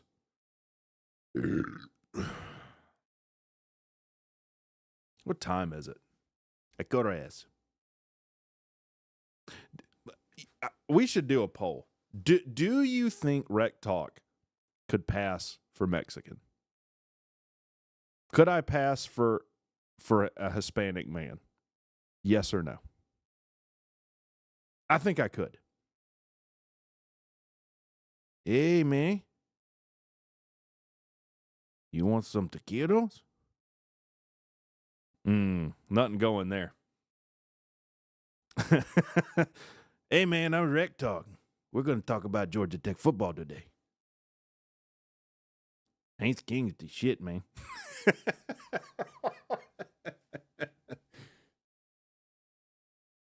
Hey, man, I fucking hate Georgia. A whitewashed Mexican. Yeah, I could be from Spain. I could be from Spain, I think. I could be Spaniard. They use vosotros. You can't trust that. Every Spanish class, you had the vosotros thing in there. The V conjugations, they're like, that's only Spain because they think they're special. They think they're different. Sack. Dang. Argentina. My Spanish teacher in high school was from Argentina. She was a massive bitch, and I hated her. And she got literally fired after a year for sending a class to the principal, including people that never got sent to the principal. And they have dumb Spanish accents or Hispanic accents. They, instead of saying like, como se llamas, they'll say shamas. So you hear a lot of sh out of an Argentinian accent. Who knew I was this cultured? Surprise, you didn't know I was this cultured. She was awful. And it was awkward because at the end of the year, I was like, well, I mean, I guess we'll see you next year. And she's like, no. I was like, oh? She's like, yeah, you know. And she just straight up said my contract didn't get renewed. And I laughed a little because fuck her. Pretty much how that goes. The king is a damn good... The king is a damn good gringo, man. Yeah. Get the bling. I'm really going more... this is probably before a lot of people's times. Razor Ramon. Scott Hall, his original character in WWF. I got the money, man. In fact, he tried to do that stick in WCW, and then they were getting sued, so he had to come out and be like, hey, yo, I'm Scott Hall. I'm not actually Colombian or whatever. Just a guy. I'm actually really, really white, and I have a massive drug and alcohol problem. In fact, I think he died not far from where the new Brave Stadium is, tragically. Louisville rips off a big run. Man, this game's going to be tied most likely going into the fourth.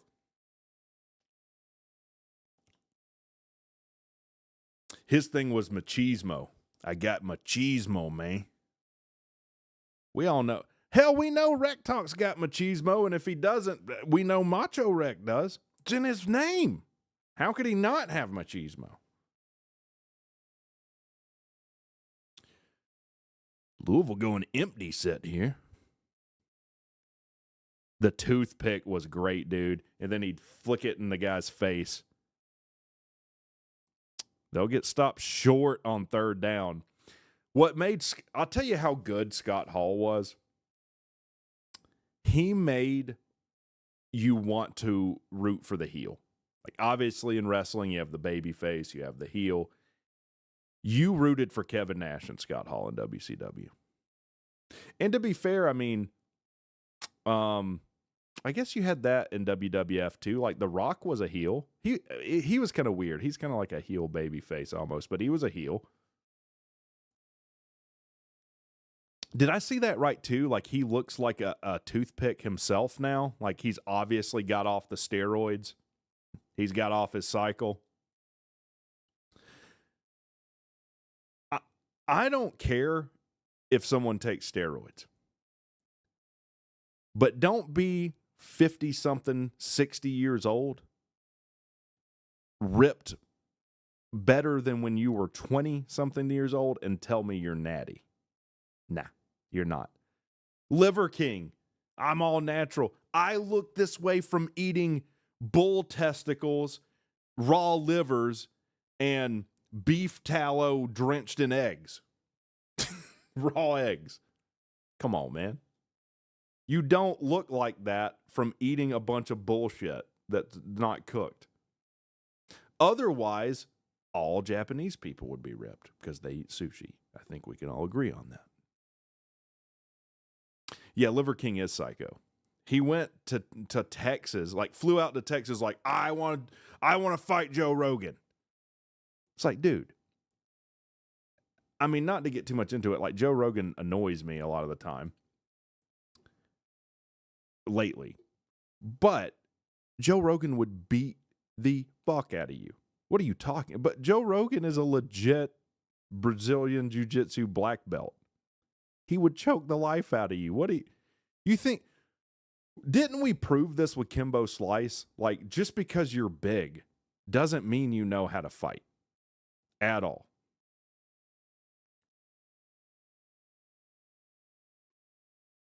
Like, against, yeah, you had a bunch of street fights. Against people that know how to fight, you're getting effed up. This is true for any of us. This is why getting in a fight with some random person is always a bad idea. Always a bad idea. You don't know what their background is. You might be bent into a pretzel and have something shoved up your ass before the end of it. You don't know. You don't need that in your life. I don't. Pretty sure I don't.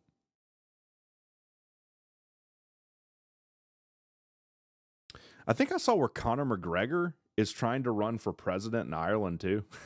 Speaking of this, I mean, clearly things are off the rails here.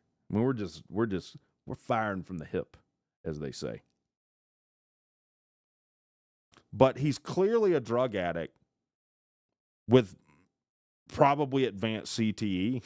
Like, why would you want that as president? Like, the dude's out of his mind. We need some more nicotine. We need some more nicotine, boys. I don't want to wait for our love to be over.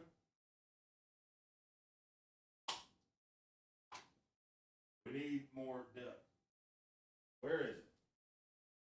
Where's the depth? Where is it? Produce a little nicotine. Everything becomes chaos. I'm an agent of nicotine.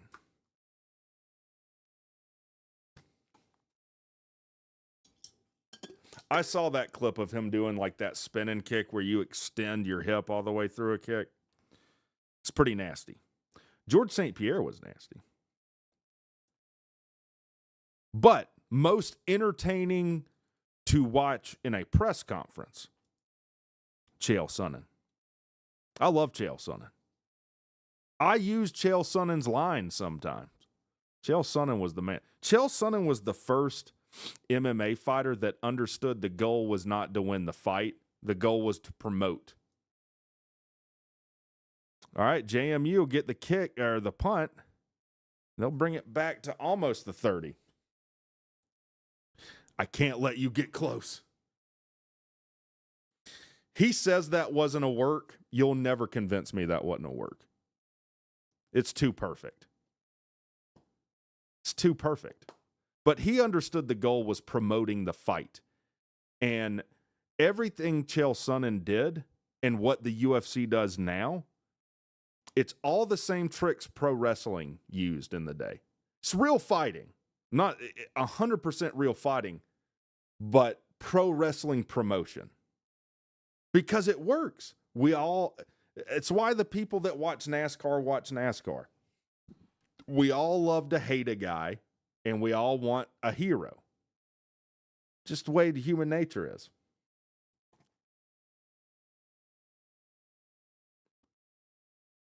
I've never seen someone thoroughly body so much as he did Vanderlei Silva, who you're talking about, and Tito Ortiz. Tito Ortiz comes in the press conference like, hey, this guy's just a jackal. I'm a lion. And when the lion gets tired of eating he's hungry. He wants the jackal. And Chael just said, tell us another story of lions and jackals, Tito. Let's hear another story about jackals. Top tier trash talk. Top tier trash talk. All right. 1st and 10, again, deep in their own territory. This game's tied in the 4th. Another good run there. 7-yard pickup for Sluka, or whatever this cat's name is. Sluka. We're in the 4th. We're in the 4th. Rick, how do you feel about these gold uniforms? Also Tech 2 Under Armour? I don't know anything about the contract. If we do go, I talked about this for a bit before you came on, but I don't want to go to Under Armour. That's lame and it's stupid and I hate it. 2nd and 3, you take a sack on a quarterback draw. The gold uniforms look tight though, because we have gold helmets. And anytime we wear gold helmets, I'm going to be happy, unless they're paired with mustard yellow jerseys, which is also dumb. But I'm a fan of the gold uniforms. I'm a fan of them. If Georgia Tech gets Under Armour as their uniform provider, that's the most Georgia Tech thing ever. And I'm going to punch 5 holes in the wall right there if that happens. It's 3rd and 3. Ton of pressure, rolls out, throw, complete first down. James Madison hitting them with the damn Haynes King Aaron Philo here. Is this not Georgia Tech out here? Group of 5 Tech? Oh, there's a flag, though. Holding. It's coming back. Can't let Louisville get beat here, can we? I don't know. It probably was a legitimate hold. Probably was.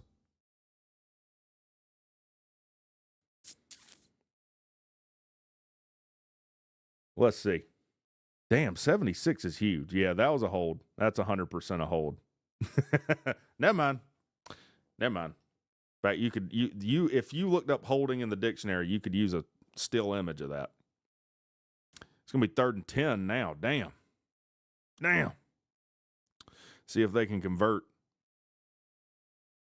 Aaron Philo in here. Are you going to take what are you doing? That's going to be a touchdown. Fumble, recovery in the end zone for Louisville, touchdown. What are you doing? This quarterback, this ain't no Aaron Philo at quarterback. That's going to be a touchdown for Louisville. Yeah, they're going to go up. Boy, Louisville needed that. Recently beat a guy because the guy had Chael in a submission, and Chael was so dominant he fell asleep from boredom. The ref pulled him off and instantly made sure Chael didn't die from boredom. The greatest thing with Chael is when he got, he was bad about getting submitted. And he beat up on Anderson Silva. Not Vanderlei, but Anderson Silva, who was the baddest man on the planet at the time, for like 3 or 4 rounds. 3 rounds, I think he lost it in the 4th, got to a triangle choke. And Chael said, I thought it was by round. So I won the first 3 rounds. He won the 4th. So I would be the winner. I did not know you could beat a man senseless for 3 rounds and still lose. I did not know that. John Jones made a teasing coming out of retirement. I don't know what John Jones is doing. John Jones is pissing down the throats of Dana White and the whole UFC because he's afraid to fight. What's that guy? That British guy's name? Forget his name. It's not Pittman. Something like that. But clearly it seems like he's afraid to fight that guy. And I know Chael says that he's not. But what conclusion are you supposed to draw? He wouldn't give the guy Tom Aspinall. He will not fight Tom Aspinall. Now, he's also can't pass a drug test to save his life. He's clearly been juiced before. And Tom Aspinall addressed that. Like, you cheat in an Olympic sport and you lose your rank. Sometimes you're banned for life. At a minimum, you're banned for like at least a year. And it's not like in the Olympic events, save like boxing or something, that you're going to hurt somebody. But you can get juiced to the gills. And John Jones was. And nothing happens to you? Like, he failed multiple drug tests.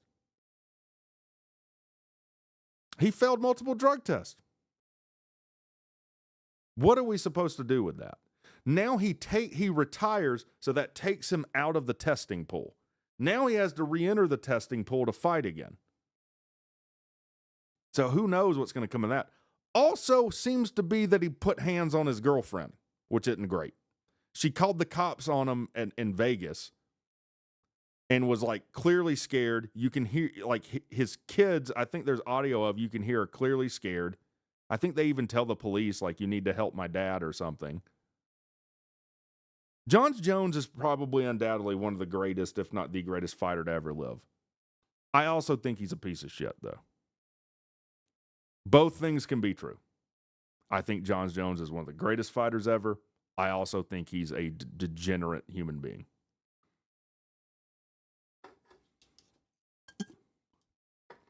He told Dana he wanted to fight at the White House, and Dana said, no, I can't rely on you. I think that John Jones is just making ridiculous demands because he doesn't really want to fight, which is fine. Just retire. But he retires, and then he's like, but I'm re-entering the testing pool. You know, like, so it's weird. It's like Brett Favre. Remember when Brett Favre every year wouldn't tell anyone whether he was retiring or not? He's like, yeah, maybe I'll retire. And then at the last minute, no, I'm not retiring. I'm actually coming back. Like, people get tired of that. Do one thing or the other.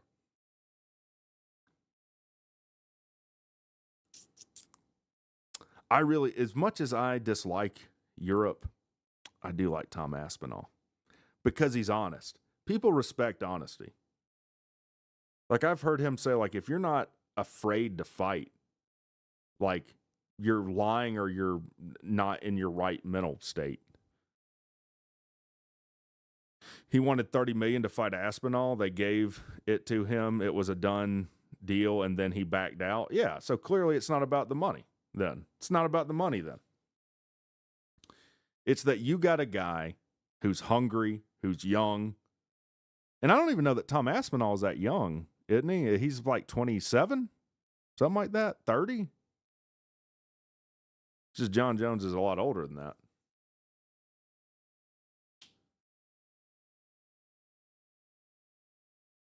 All right.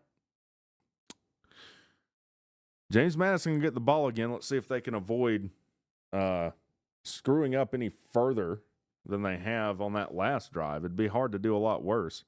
Aspinall's 32. Yeah, so he's not some young cat. Most of the USC is juiced. Are you going to the game tomorrow? I am. I will be at the game tomorrow. And evidently we'll be at the Waffle House at 2:45. Pretty good return for JMU there. Well, and it's the UFC's problem that they have this juicing issue because as they were trying to become more and more relevant, they let older fighters basically go to the doctor and be like, oh, I have some testosterone issue. And then all their older fighters who were the biggest draws got this TRT stuff. So they got the juice per the rules. And it is what it is. By the way, you know what causes low testosterone? Prolonged steroid use, too. So you get rewarded for using steroids in your later years. Handoff for JMU. Pretty good run there. About 6 yards. Garner Webb has a pretty good offense. I'm just looking to remain healthy and get a win. That dude that fought Brock Lesnar when he had that issue with his intestines was crazy juice. You're not talking about Cain Velasquez, are you? A fighter's consensus prime in MMA is 28-34. John Jones wasted 2 years of Aspinall's prime, giving him the runaround. I'll tell you who else did that. Mike Tyson. 2nd and 3. Are they going to give him the first? Little quarterback option there up the middle. He's going to get the first. Now, Mike Tyson avoided fighting Evander Holyfield, Atlanta guy, trained fighting with Rec Talk's uncle, if you didn't know, at the Boys and Girls Club in Atlanta. I actually have a picture of my uncle at the Boys and Girls Club with Evander Holyfield. Kind of gave him the runaround and then got sent to prison for assault of a specific nature and wasted years of Evander's prime as well. Now, Evander ended up taking care of him, but 1st and 10, thrown out to the flats, about a 5-yard pickup. Also, you have to grade fighters in their prime. Sure. The problem is almost all good fighters fight way outside their prime. Muhammad Ali did it. You know, probably had the early stages of Parkinson's, and at least in his last fight. Well, hell, I mean, we just talked about him. Mike Tyson showed his ass on Netflix and pretended to fight Logan Paul. 2nd and 4 for JMU. Another screen. And they'll pick up the first on that. I mean, most fighters fight way outside their prime.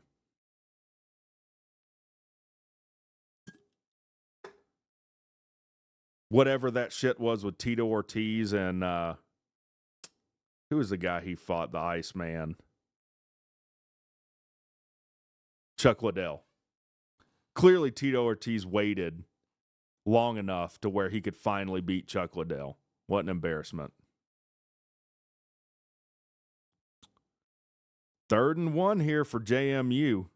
Wait, how's it 20-14? What did I miss? They missed the extra point?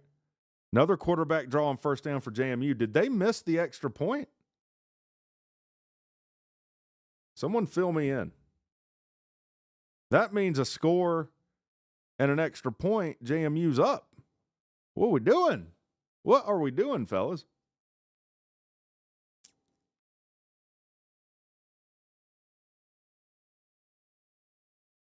All right. We're going to play quarterback musical chairs here. Got 14 in. How dare that guy wear the number 14 and fumble in his own end zone, making Rec look bad. That's a sacred number to be wearing, dude. All right, 1st and 10. Handoff, not much going. I got to pee, though.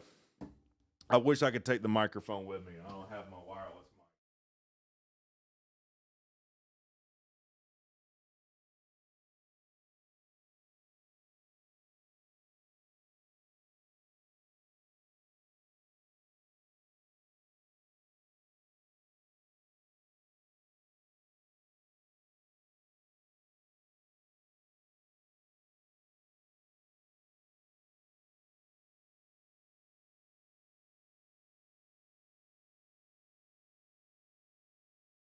All right.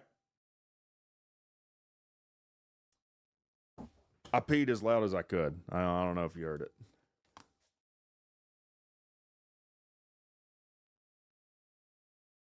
He was also on PEDs when he beat Daniel Cormier. Another sack. Did he fumble? What is this cat doing? Disgrace to the number 14. What are you doing? The score is 14 right now. You're number 14. 3rd and 15. They're going to keep this cat in here to hand it off. And they'll kick a field goal. I don't know. Are they in field goal range? Oh, they're getting chippy. There's a fight going to break out here. We're talking about fighting. They're fighting. And he thinks it's funny that he ruined a UFC's legend career because he can't fight clean. Kane is not Kane. It's Alistair Overeem. Yeah, he was on some stuff that wasn't tested yet. Yeah, dude. Alistair Overeem. Was Ngannou juiced? Francis Ngannou? He looked a little juiced. I need to talk to Mojo. He was telling me about some shit that I am interested in. Legitimately. Obviously, I don't care about my body. I'll inject whatever, as long as it's not a drug, like a hallucinogenic drug or methamphetamine or something. But if it'll make me stronger and faster, I will inject it. Anything to beat Sea-Dog. You agree with Rogan? If Brock Lesnar trained as a fighter his whole life, he could have been the best ever? Maybe. I mean, it is good evidence that he's a wrestler. He's a national champion wrestler. Okay, so had he had the whole package, like he didn't have the whole package and still became UFC heavyweight champion. Like that's pretty impressive. Overeem was so overly juiced, dude got jacked out of nowhere and instantly became better and got skinny as fuck when he stopped fighting. That's the thing with steroids. You can look at anyone who's ever been on them. A good example is Batista. The minute that you stop your cycle or whatever, you lose everything. You lose it quick too. Which means I've got to do steroids for the rest of my life. I just got to. What's going on, Mr. Perez? Good to see you in here. Good to see you in here. If you haven't liked the stream, like the stream too. Like the stream, subscribe. I see Gooseman subscribe, Drummer, Wahoo Brad. As Pete says, I don't care, but YouTube does. And we need to build this thing up a little bit. The Rock is dropping weight now. Yeah. You just always assumed I was on roids. I know that I really don't need them. And my balls are big enough to compensate for the shrinkage that you get from taking them. I've never taken anything. There was a lot of people when I played ball that were on creatine. And I just never, I didn't like any, creatine like made you have diarrhea indefinitely. And I was like, I already have diarrhea indefinitely. I don't need something that's going to put my diarrhea on steroids.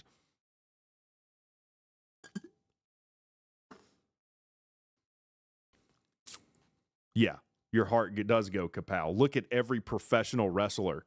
None of them lived to be 70. Almost none of them lived to be 70. I don't know how old Hulk Hogan was. It's a miracle he lived as long as he did. Don't do trend and stuff. You will never get it up again. Yeah, that wouldn't be good, would it? And the amounts that people are doing are pretty crazy. 4th and 7, JMU's going for it. Throws, he's got a man open. He overthrew him though. Man, he had him beat. He had him beat.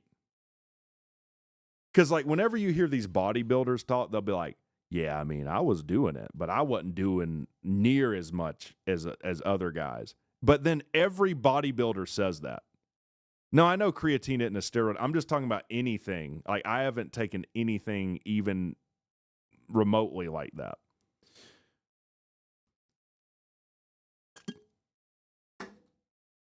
And I was still pound for pound the strongest though. That is true. They took your power clean, your squat, and your bench press and divided it by your weight, and that was your power index. And I had the highest power index of the school because I'm a beast. I benched 315. I power cleaned 310. And then I think I squatted, that was probably my worst one, 420, something like that, at 185. I broke the record. I'd have to go back and see if it's still the record. I broke the record for power clean. 310 was the most anyone had done up to that point. And I'm still paying for that in lower lumbar issues. I dislocated my SI joint doing that.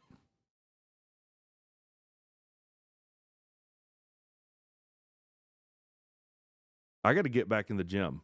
I wonder what I could bench today. I think I could bench more than 200 though.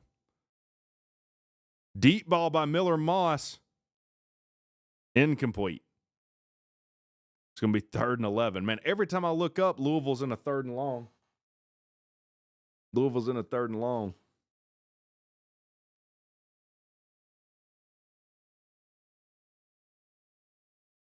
Here's the thing, though.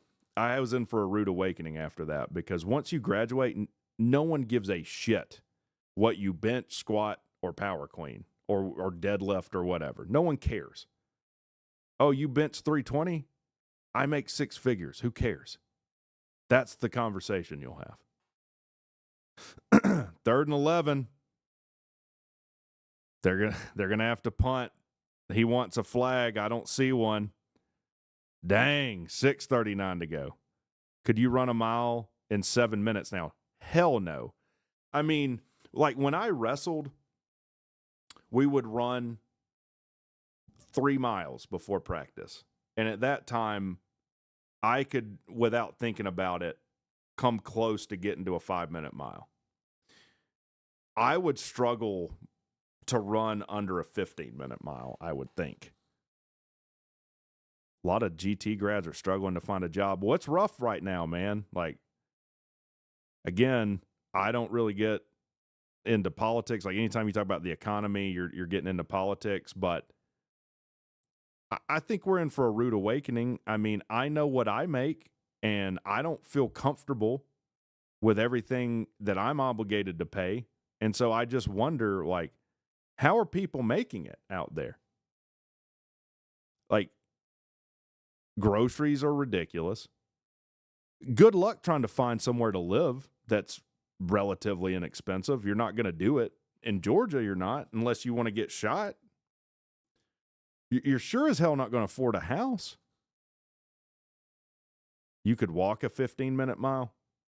I'm just trying to be honest with you, cuz. Maybe I'll try that. I'll try and run a mile over the weekend and see what happens. If you don't see me, you'll know that I died. It's interesting, a lot of the tech industry in general is in a squeeze. So I just started a new job. I have a ton of experience. I'm an expert in my field. And it took me looking actively like a year.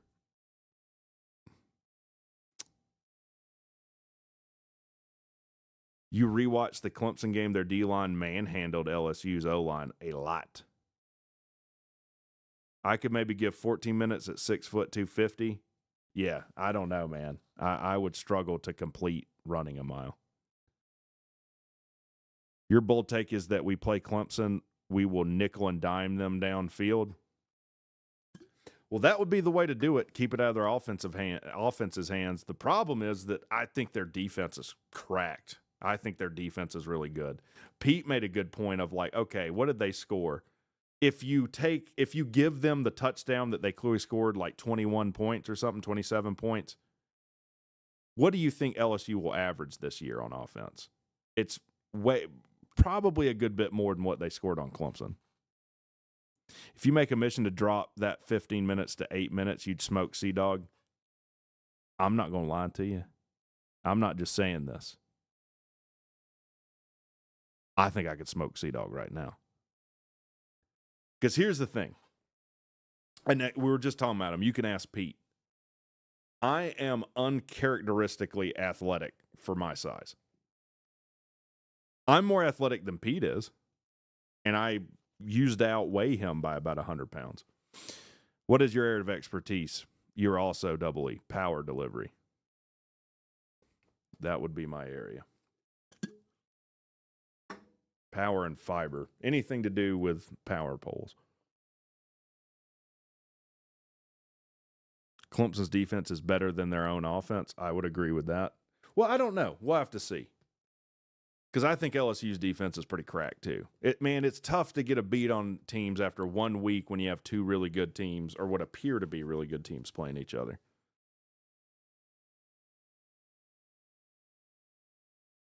I'll give you a little hint for looking for jobs too. I know you were talking about new grads, which is a little different. Oh, another bad snap, and they'll take a sack. Man, JMU can't get out of their own way. A lot of people are like, you always get asked, what is your salary requirement? And people get terrified of that question. Like, I don't want to ask for too much and then they don't offer me the job. Yes, you do. You ask for what you think you're worth. If they're not willing to pay you that, that's not the job for you. That ain't it. That's why I waited so long. Like, look, I'm not working for less than this. This is what it is. Or I'm going to be looking for a job in another however many months. You work all the time, live out of a suitcase. That's how you make it. Well, to be fair, you're paying child support. That's a pretty big, that's a tough one to work around.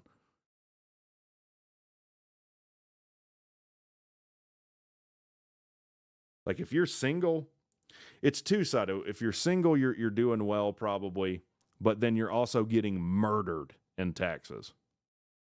You're going to pay the highest tax. I've never understood that. Like quarterback draw for JMU, he gets stuffed again. They're going to have to punt. JMU's going to get beat. I don't understand, like, if you go to the supermarket and you're like, okay, what's my total? And okay, $87. And they're like, wait, are you married? And you're like, no. Okay, it'll be $101. That's essentially how your taxes work. Why it matters whether you're married or not, I can understand maybe kids, but why does you being married determine how much tax you pay? CS majors used to get jobs easily, now they're struggling. That is surprising because the most in-demand job in the world was software development. But again, I think that has to do with there's a massive squeeze in the job market and the tech industries in general. Because I think there's a feeling that the bottom's going to fall out of the economy in the next year or two. I mean, there's been a lot of things that have changed in the past 5 months that might have people wondering what's going to happen.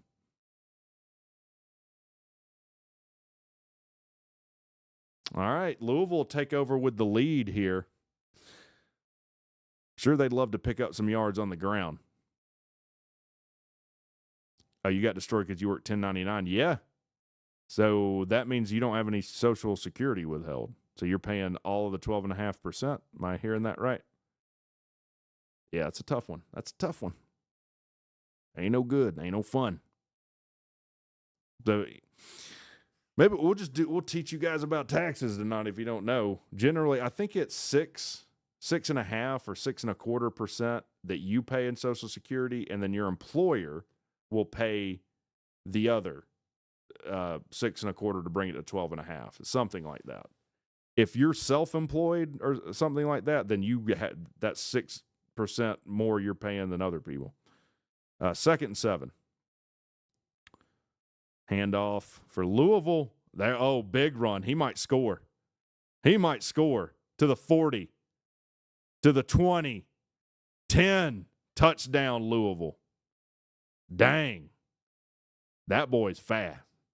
That boy's fast, isn't he? You pay it all, and it's all at once. Damn. Do you pay once a year or quarterly?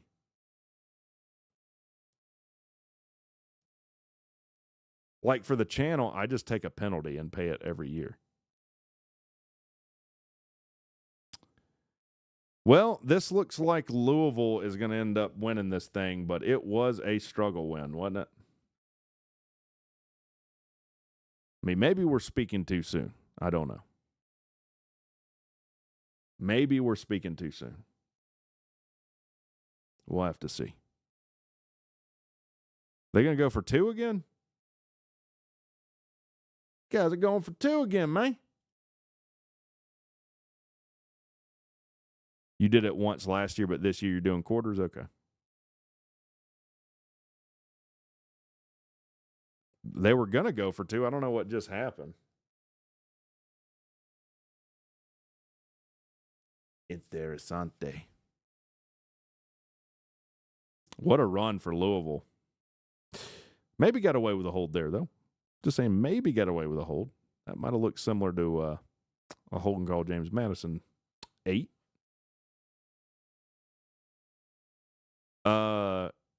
Kuhn Lynn, are you struggling to find a job as a recent grad right now? Look at what JMU did to Jeff Collins last year. Don't overlook them. That's true. Isaac Brown's a good man. He looks fast as hell to me. That looked like he had the cheat code in NCAA 26. That is a bill we need in Congress. Keep the employer half of Social Security taxes and let people opt into retirement investment with that. Never going to happen. I'm not saying whether that's correct or not. I will tell you that will never happen. They get the 2-point conversion, but there's a flag. That's too much of a political football. My friend who is an accountant told me to find a baby mama and pay her $1,000 to claim her child. Now, here's the thing with that, if you didn't know. If you claim a dependent, personal foul face mask on the defense, it's a straight $3,000 off what you owe. So let's say you owe $1,000 in taxes. If you have a dependent, you get a refund for $2,000. That's how that works. Your BS-MS program, you're still a student. Tell me what that is. Bachelor of Science or Master's or something. I'm not sure what that is. You're going to have to help me out. BS/MS. What is that? Man, he caught that one-handed too. What a catch. What a catch. So JMU would have to score twice and get 1 2-point conversion to send it to overtime. Not likely. Hope to see if you sit near the student section. I'll be in section 106. So I'll be at midfield in the west stands. So probably not. Can you tell me what the BS-MS program is? And then I can feel dumb when you tell me. 3:31 to go in this game.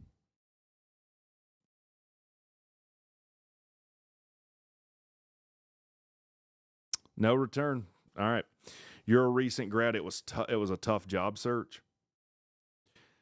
It's wild because there was a time when the job market was probably as hot as it's ever been, especially in the tech industry. It lined up with the pandemic, and then all these tech companies overhired a ton of people. And then these CEO jackasses were like, I don't want us to show any kind of loss in what we projected. So let's fire all these people and then we can buy another yacht because we don't want the stock price to drop. That's all they care about. Like the CEO is like, yeah, he gets paid a big salary, but he makes his money in the stock. All right, JMU to throw, complete. They might have gutted out a first down there. Means you get your BS and master's degree continuously. Do you mean simultaneously? It's a program for a lot of majors at Tech. Okay, I didn't know that. Bachelor of Science, Master's of Science. Okay, in what subject then?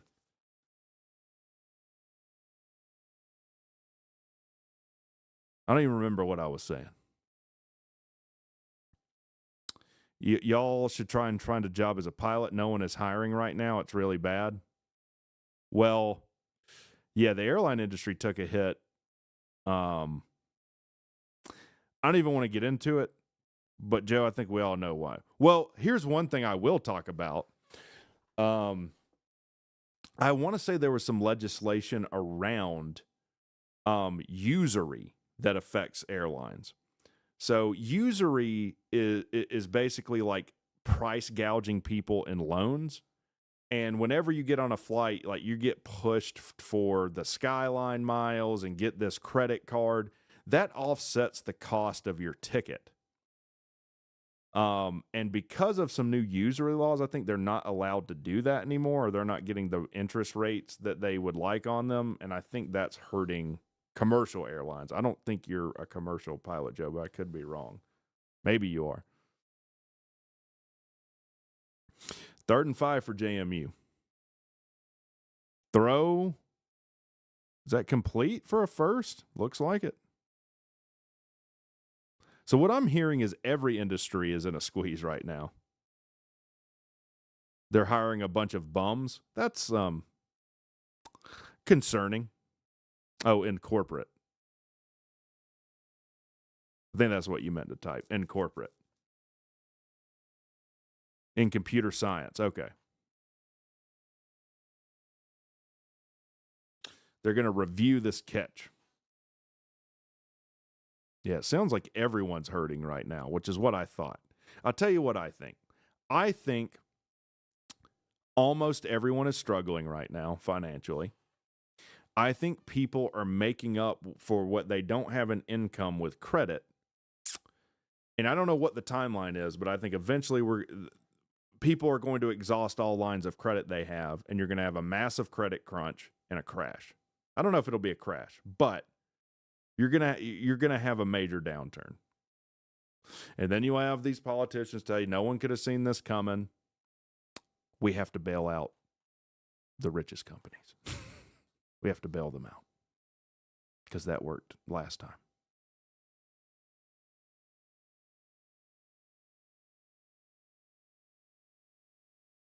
What about regular people? No, not them. Never them. All right, we're going to review this catch.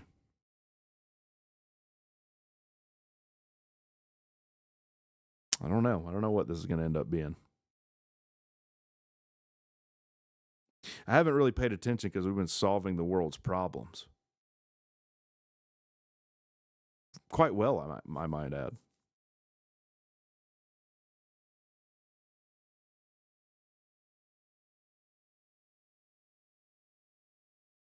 So 2:21 to go. Looks like the call on the field will stand. It'll be third and be 1st and 10. What am I saying? Third. What am I doing? Overthrows them. Start shorting the markets now. They're going to take the big short too. Talk about the big short too. Well, people in the administration already did that and bragged about it. I mean, this isn't controversial. They came in like, yep, I tweeted, this guy shorted, and they all made a bunch of money. 2nd and 10. Missed tackle. He'll get close to the first. I'll put it this way. I know this girl who crashed 3 times, and the FAA cleared her record, and she got hired with Delta. And when some of my friends with way more experience can't get a call back. Okay. So I know what you're saying. I know what you're saying without saying it. What qualifies as a... I'm not an expert in the airline industry, Joe. What I can tell you is I know more than the average Joe.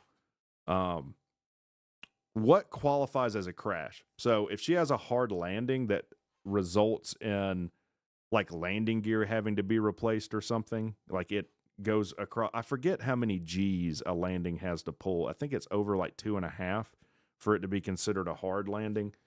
Does that count as a crash? I just want to be clear. I'm not working right now because I'm taking care of my folks, but I get headhunters calling me constantly. I get a lot of work in military contracts. So nice. You have incidents and accidents. Like if you crashed a plane 3 times, you're lucky to be alive, let alone being hired. Like, how many times do you survive a plane crash? When they called V1 rotate, I thought that meant pitch nose down and pull speed brakes. Surprise, Joe. Didn't know I knew about V1. Well, I guess V1, V2. Rotate.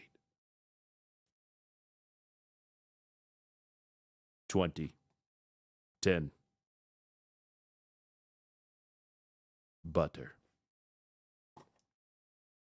That's the job I should get. Can I be the voice for the cockpit systems?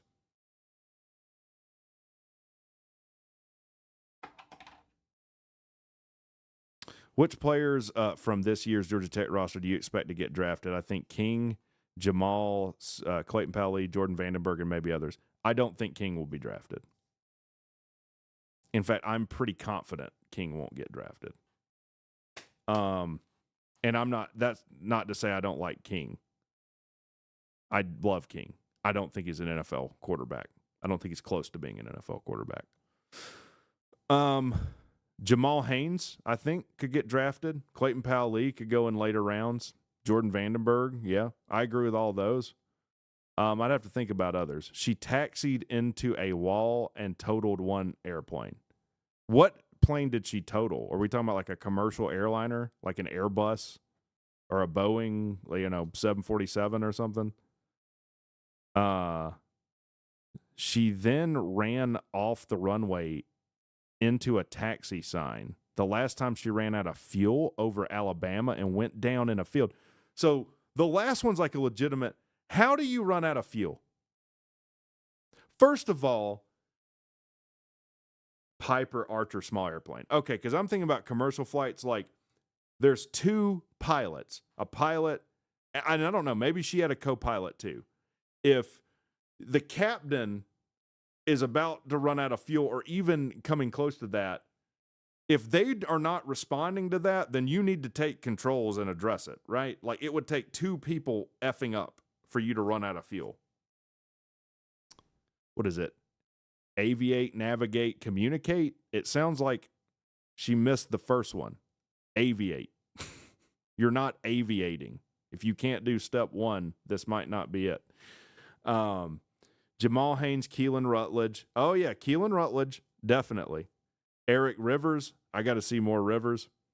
But, yeah, Vandenberg, Akilo Stone, Omar Daniels. Okay. Maybe Malik and Rivers can get drafted. Malik would be a guy that if he ended up playing, would be a guy that goes as an undrafted free agent and then, like, works his way up from the practice squad or something, I think. Fuel calculations are easy.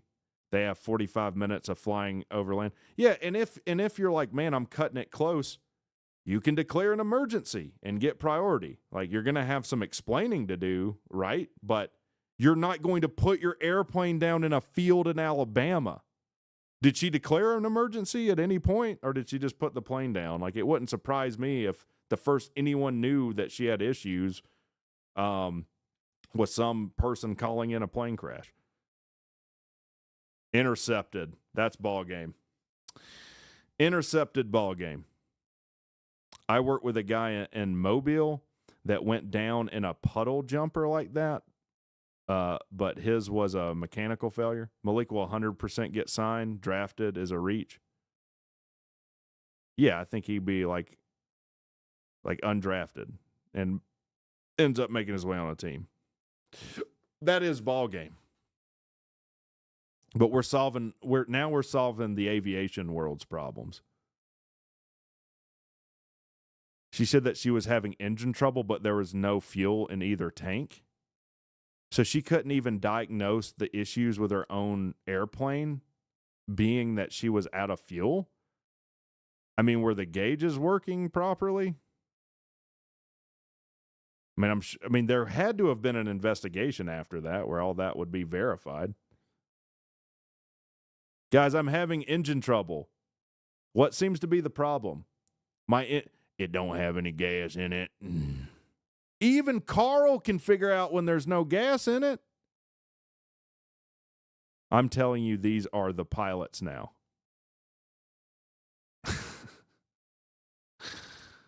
Jeez. And she's working for Delta? How do you have a crash like that and you are employable at all? Like, first of all, pilots, doctors, these professionals, these are like the most highly regulated jobs that you can get, right? You have to pass a federal drug test. Even beyond that, Joe, how many banned medications are there? Like, I don't think you're supposed to take NyQuil ever. You can't take Ambien, like these sleep aids. Like, it's so difficult to even qualify. If you're saying you have mental issues, you might be, barred from flying for some time. That's another dirty secret in those types of industries. Like, man, I feel like I'm having mental health issues, but if I say anything, I might lose my ability to fly and provide for my family. So then what happens? People don't tell anyone when they're having issues. and then they wig out in an airplane, which happened. It was the cause of one incident. I know a guy, a pilot, I don't know what airline, but like his best friend died, and it was a really good friend, and he was having a rough time with it, and he ended up taking hallucinogenic mushrooms and had a really bad trip, and then like wigged out in the jump seat and tried to take controls and had to be restrained. Like, that's a wrap on his career. That JetBlue guy. I can't even take an Advil before a flight or during a flight. Well, you also have to be well rested, too. You have to get X number of hours of sleep, right? He wanted to kill everyone on the plane, and the first officer locked him out of the cockpit. Yeah, well, he thought that he was dreaming, and he wanted to crash the plane to wake up. I think that's what happened, if I remember right. I have a morbid curiosity with plane crashes, I'm going to be honest with you. And I'm not exaggerating. I've probably watched 100 hours of just different, like I'll even listen to pilots give incident, like Mentor Pilot. There's another guy that used to fly military jets that I'll listen to. And it's just all the same story over and over and over again. For the most part. I mean, rarely is the issue the airplane, it seems like. Sometimes it is. Like, I think Alaskan Airlines Flight 447 is the flight that the movie Flight was kind of based on, that first crash, where they have a horizontal stabilizer that pitches the nose up and down, and the jack screw, they basically skipped out on maintaining it. So it locked nose down. So they were pitched like 12 and a half nose down. And these guys fought this airplane for like 2 hours until finally there was a stop bolt on the horizontal stabilizer. And that bolt finally broke and pitched them like 30 degrees nose down, which was not recoverable. I think it was on a Mad Dog, too. It was like a MD-88. And they did invert the plane. They did pull the airplane inverted. And, hell, it almost gets me emotional to talk about if you look at the voice recording. They did flip the plane inverted. And in the voice, the black box recording, you can hear him saying right rudder, left rudder, which they could barely reach because they're held by their restraints.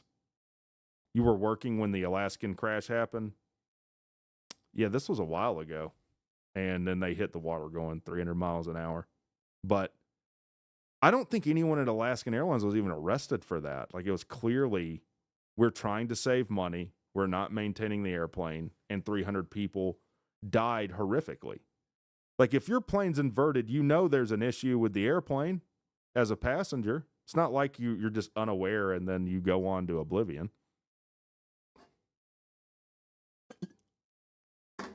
I don't think it was Alaskan Airlines Flight 447. There was a, I mean, look, obviously we don't care about this game anymore. This is my fascination with the morbid. Joe, I know you know this one. It was Air France Flight 447, I think, that went down over the Atlantic. And no one knew what happened to this flight for like 2 years.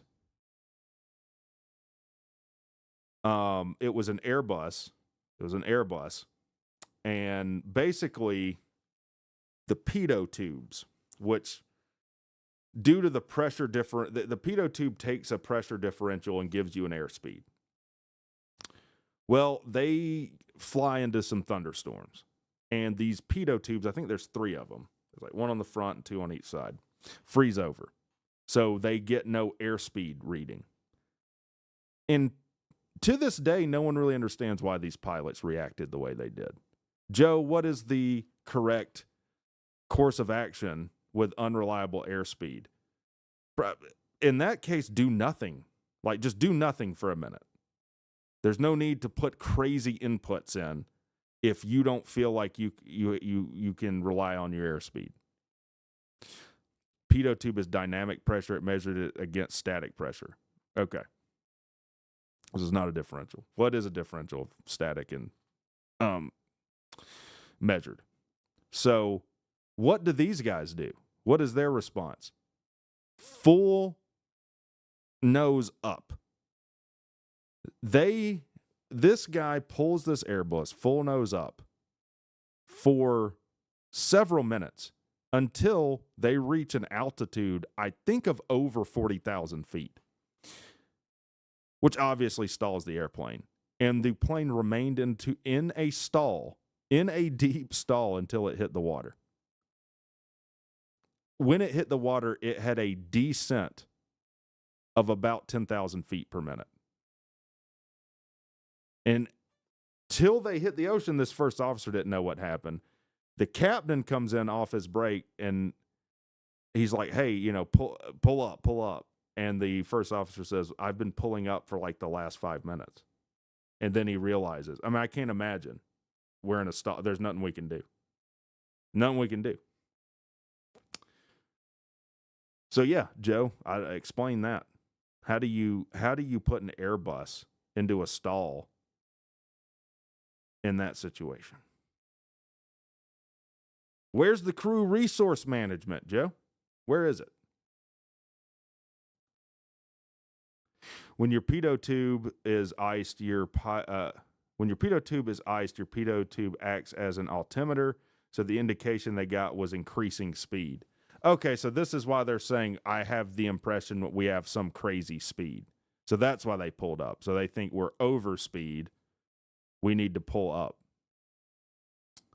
Well, there you go. Miraculously, they found the cockpit voice recorder and data recorder. Now, the crazy one is Malaysian Airlines. No one to this day knows what happened with that thing. There's a ton of weird circumstances surrounding that flight path. I don't know. Dude in his flight simulator took a similar path outside. Like, he clearly was on the boundary of two different airspaces. Weird stuff. Weird stuff. It was probably aliens. Yes. By the way, that's another rabbit hole to go down. Maybe we'll just stay on late tonight with me talking about all the horse shit that I have researched in my life. I've seen people sign off purging the pitot probes on A320s without actually doing it. Damn. If your drain hole of the pitot tube is clogged, then the airspeed goes to 0, but you're supposed to run pitot heat in icing situations. And I imagine a plane as advanced as an Airbus A320, which is what I think it was, has that feature. Now, the thing I don't understand with the Airbus is that you have two side sticks, right? If both pilots are giving differing inputs from the captain's side and the first officer's side, you will get a dual input warning. I think it will tell you dual input. But it averages the inputs. I don't understand why you would average the inputs. That seems problematic to me. Hey, we want to go straight, so you pull all the way right and I'll pull all the way left. Like, what? But aliens. Calhoun versus Cartersville on Georgia Public Broadcasting tied at 14 if you dare. Can I get that on YouTube TV? Is that on ESPN?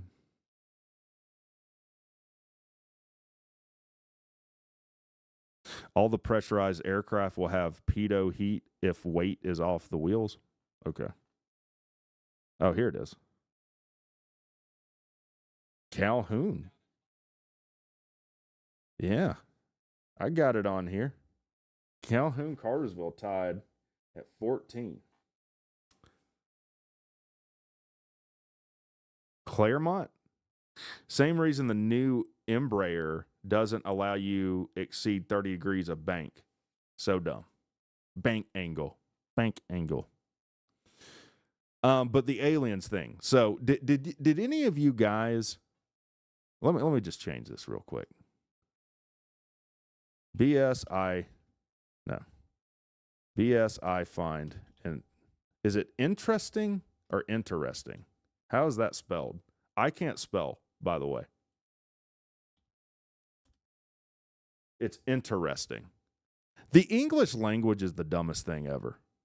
So we say interesting, but it's spelled interesting. BS I find interesting. Someone explain to me why the word is spelled that way, and I'll tell you why you're wrong. Did you guys watch Ancient Aliens?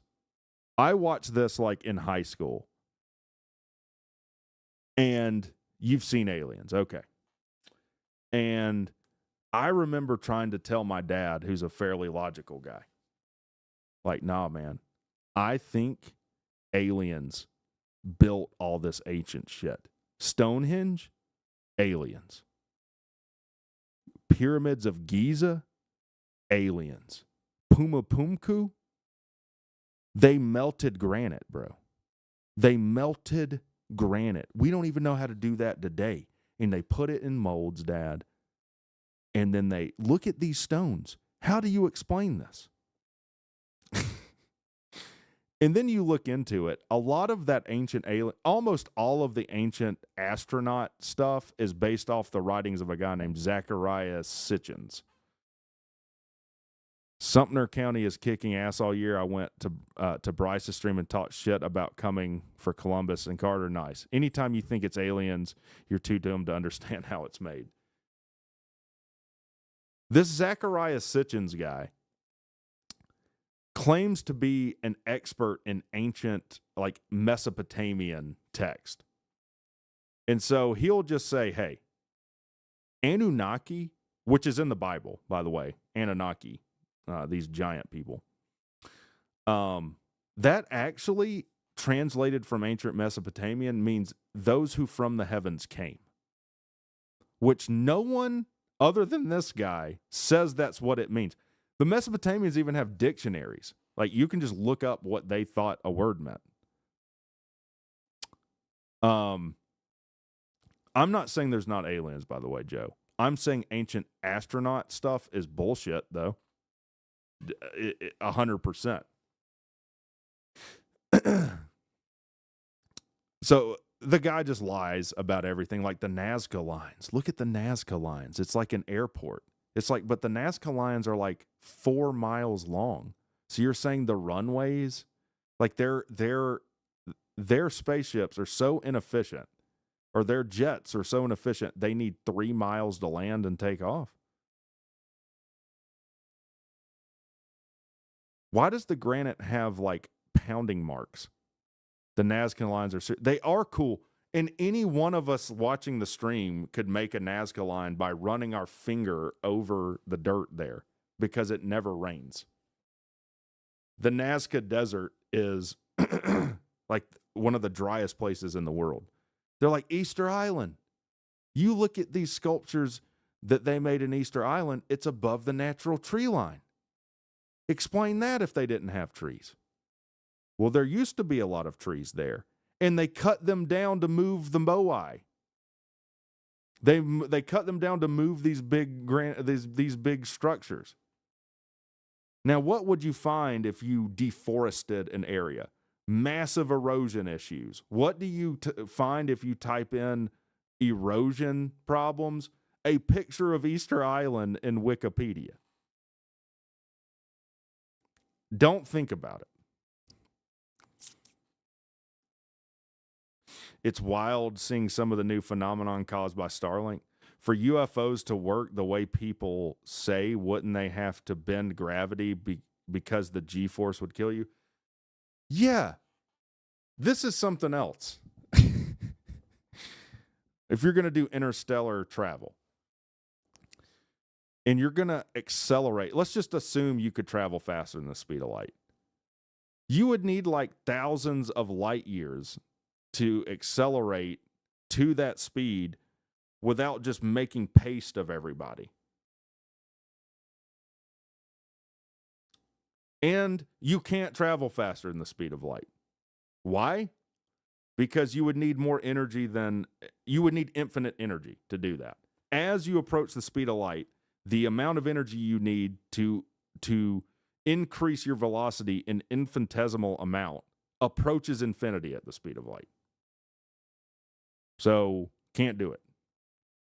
The Andromeda galaxy is like 2 million light years away, which means traveling at the speed of light would take 2 million years.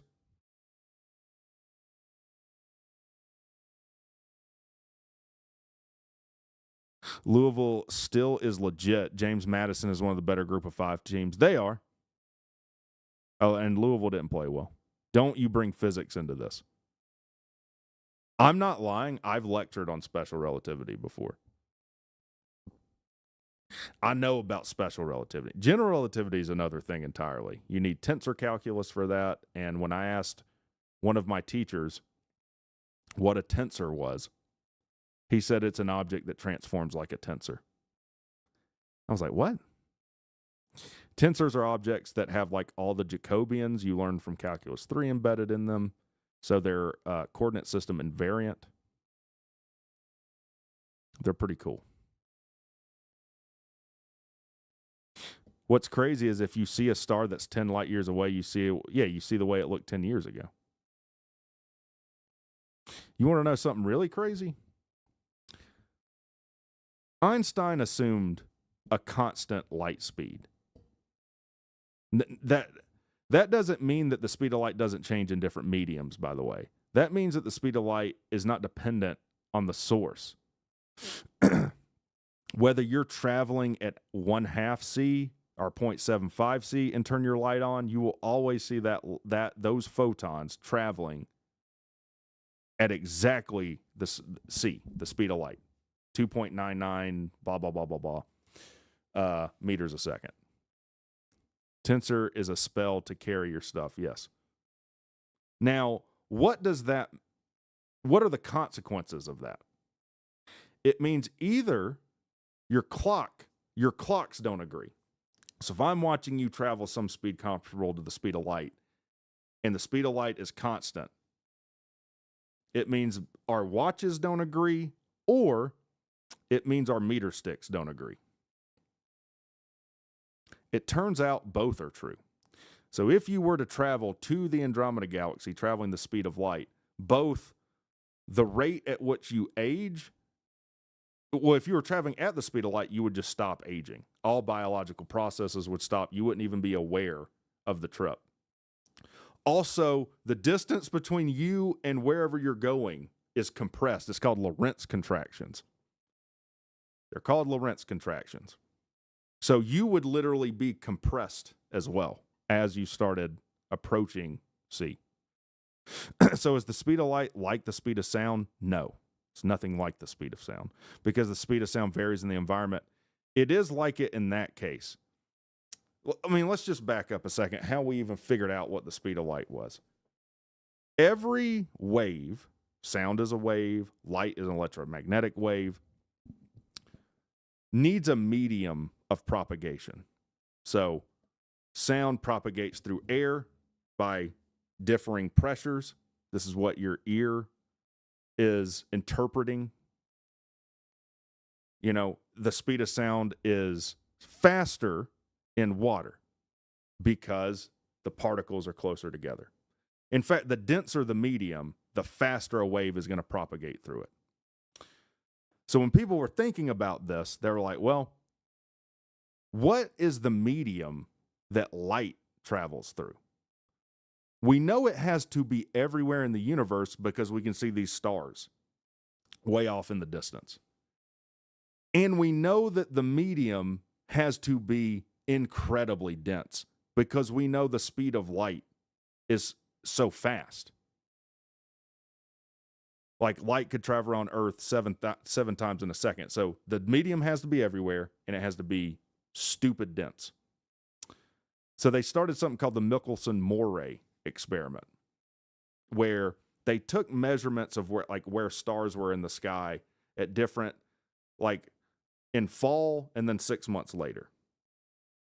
And they're like, because of the motion of the earth, we should be able to measure a difference in the speed of light because of the relative motion of the earth 6 months apart. And they got the exact same number. They got the exact same number. It turns out light does not need a medium. They called this medium the ether, by the way. That's what I say that a lot, like it's gone into the ether. They called it the ether.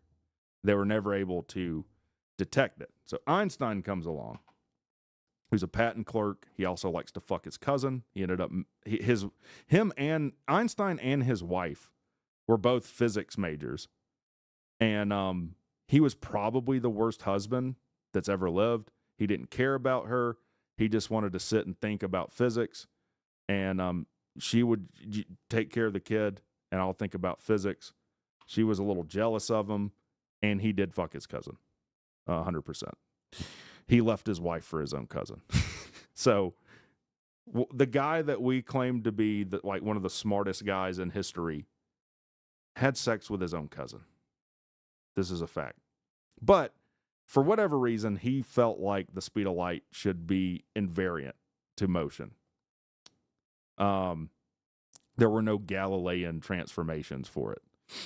I hope we get our center situation fixed. We're talking about physics right now. Okay? We're talking about physics. Was he a huge UGA fan? I think he was. The only reason I think that Einstein assumed a constant light speed, it makes Maxwell's equations. It solves some issues that come up with Maxwell's equations.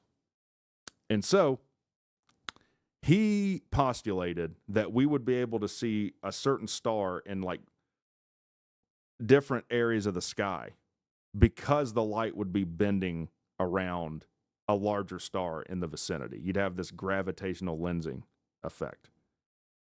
While they were doing this test, World War I was happening. So they're literally dodging shell fire in World War I, trying to prove special and general relativity.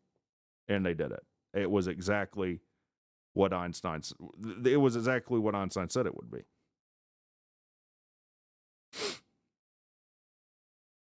So, yeah, this is the Rec Talk TED Talk. We're just going to keep going tonight. That gets you into general relativity. Special relativity is a special case for non-inertial reference frames, meaning you're not accelerating. So the question is, if you're on a spaceship, and let's say we cut all the stars out, and you see another space shuttle going by, and you're not accelerating, means you're not feeling pushed back in your seat. There's no experiment you can run with a constant velocity that will tell you that you're in motion. This is the question, is there? So can you determine whether you're still and this guy's zipping past you, or you're moving and he's still and you zip past him? If you could do that, you could do some tricky stuff with light. If light speed wasn't constant, and you could determine whether you were in motion or not looking at phase shifts of light. It seems to be that there is some conspiracy by the universe to conceal uniform motion. Good thing there's no UGA fans here. They'd be so lost. Sometimes I get lost. So then he came up with the equivalence principle, which is the same type of thing with now inertial reference frames. What Einstein said is, there is no difference. It is a fundamental fact of nature that there's no difference between you being accelerated and being in a gravitational field. So if you're being accelerated 9.81 meters a second square, that's the same thing as you being in a gravitational field that's accelerating you 9.81 meters a second square. So then you can think about two mirrors. You could come a clock. You can make a clock with two mirrors and a little photon that bounces between the two. And if you're being accelerated in this gravitational field or not, your clock's going to tick slower because you're moving away from this little beam of light. And that's why your time is relative. So when you're in a larger gravitational field, your clock runs slower. Do you think Einstein was right when he was talking about multiple realities existing? I'm not aware of him ever saying that. The biggest blunder in Einstein's career was he made a comment, God does not play dice. Now, Einstein was not a religious man. At best, he was a deist. And if you don't know what a deist is, that's someone who believes there is a God, but that he could give a fuck less about anybody. That's what a deist is. What he was saying is, I think quantum mechanics is wrong. He did not believe that things would be fundamentally probabilistic, which quantum mechanics is. So if you did like a probability versus position chart of me, like I'm 100% here, there's a 0% chance I'm over there. When you look at electrons, they're most likely here, but there's a non-zero probability they're on the other side of the universe. In fact, the more you try and box in a particle to measure its position and velocity, it breaks out, it quantum tunnels. It just teleports out of this box. What is that? It's not the Pauli exclusion. That's the Heisenberg uncertainty principle. The more you know where a particle is, it comes at the cost of knowing where it's going. The more you know where a particle's going, the less you know where it currently is. And Einstein thought that was horseshit. I need to do a whole series on this, like the Rec Talk. It would be like drunk history, but I'm not drunk. Einstein thought that was bullshit. He said nothing about nature would be probabilistic. This is true. This was proven with the double slit experiment. And this is where a lot of BS woo-woo science gets shoehorned in. So the double slit experiment, they took photons and they have these little slits that they're firing them through. So they don't observe it, and you get these blobs. Like you think about throwing baseballs through a little hole here. You would get the balls hitting a circular type pattern. Okay, we'll do science and math streams in the off season. So when they don't observe it, they get this expected pattern of these bands. When they when they do observe it, they get that. When they don't observe it, they get these wave diffractions. So in other words, when you observe a particle, it changes its properties. It changes it from being particle-like or wave-like to particle-like. And then people will say, well, this means that Deepak Chopra is right and there's some weird spiritual things going on with electrons. Except, how do you observe a particle? You have to disturb it by hitting it with a photon. You have to disturb the particle to make the measurement. It's not like there's something, your consciousness is doing something to it. Either way, Einstein thought this was bullshit. And see you guys. I'm keeping going. I never talk about this stuff with people. No one wants to listen to it. Maybe you guys don't either, but I'm going to keep doing it. Quantum mechanics and general relativity are incompatible. They're completely incompatible. So this is where you get a search for a grand unified theory.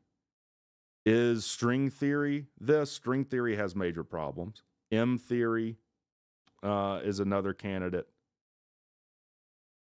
To marry these two things.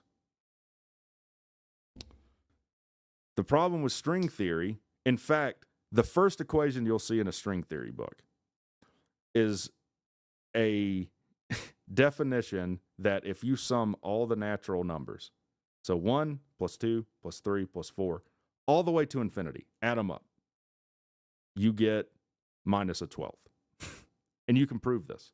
You can use math and prove that the sum of all natural numbers all positive integers, basically, is negative a 12th. This is what you find in string theory. It makes no testable predictions, which is a problem, which I think makes it not science. If you don't provide a testable prediction, this is like multiverse theories. How would you ever prove it's not falsifiable? How would you falsify it? You can't prove anything right in science. You can only say that it's very difficult to prove wrong. This is how science works. So we talk about black holes. That's the big name in the game, right? Black holes. Black holes are a problem. String theory is all theoretical, right? Well, string theory is the idea that different particles, you get different particles by like strings vibrating in different ways. Dark matter, dark matter. So there's two things that you can't confuse. There's dark matter and dark energy. When you see the words dark and singularity, those are words for we have no freaking clue. Dark matter means we don't know. So when you run simulations to try and like build a galaxy in a supercomputer, there's not enough matter there to have enough gravity to hold everything together. And so physicists just say, well, there must be something called dark matter that makes up like 95% of the universe. There's like 90 or 95% of the matter that should be in the universe that is unaccounted for. Have no idea where it is. Dark energy has to do with the fact that Hubble discovered that the universe is expanding. How did he discover this? He discovered this by looking in his telescope and seeing that almost everything in the sky is redshifted. So red is a longer wavelength of light, blue is a shorter wavelength of light. So as things are moving away from you, they will appear redder because the light is being stretched because it's moving away from you. Things that are moving toward you look bluer. Everything in the universe is looking red, which means it's moving away from us. Then he discovered not only is the universe expanding, the rate that it's expanding is increasing.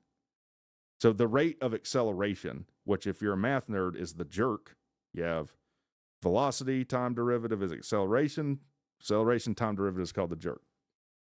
We don't know, I shouldn't say we, like I'm a part of this, but it's not known why the universe is accelerating in its expansion. So they say it must be dark energy. Dark energy is the reason that this is happening. Because that guy that is miming the universe talks about who is mining the universe? What are you talking about? I was wrong already about the multiple theories. Einstein had a concept called the Einstein-Rosen bridges. Okay, well, that kind of gets you into the realm of black holes. So,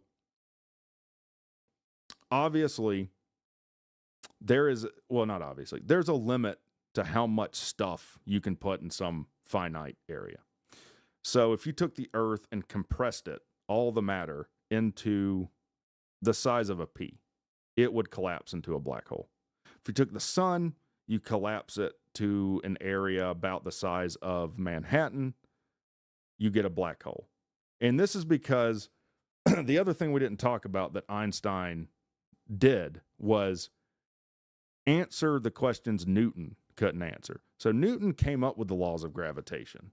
Hey, you have two masses, and depending on how far apart the center of masses are, we can determine how attracted they are gravitationally. Kepler came up with the laws of motion, I think, before that even. These elliptical orbits.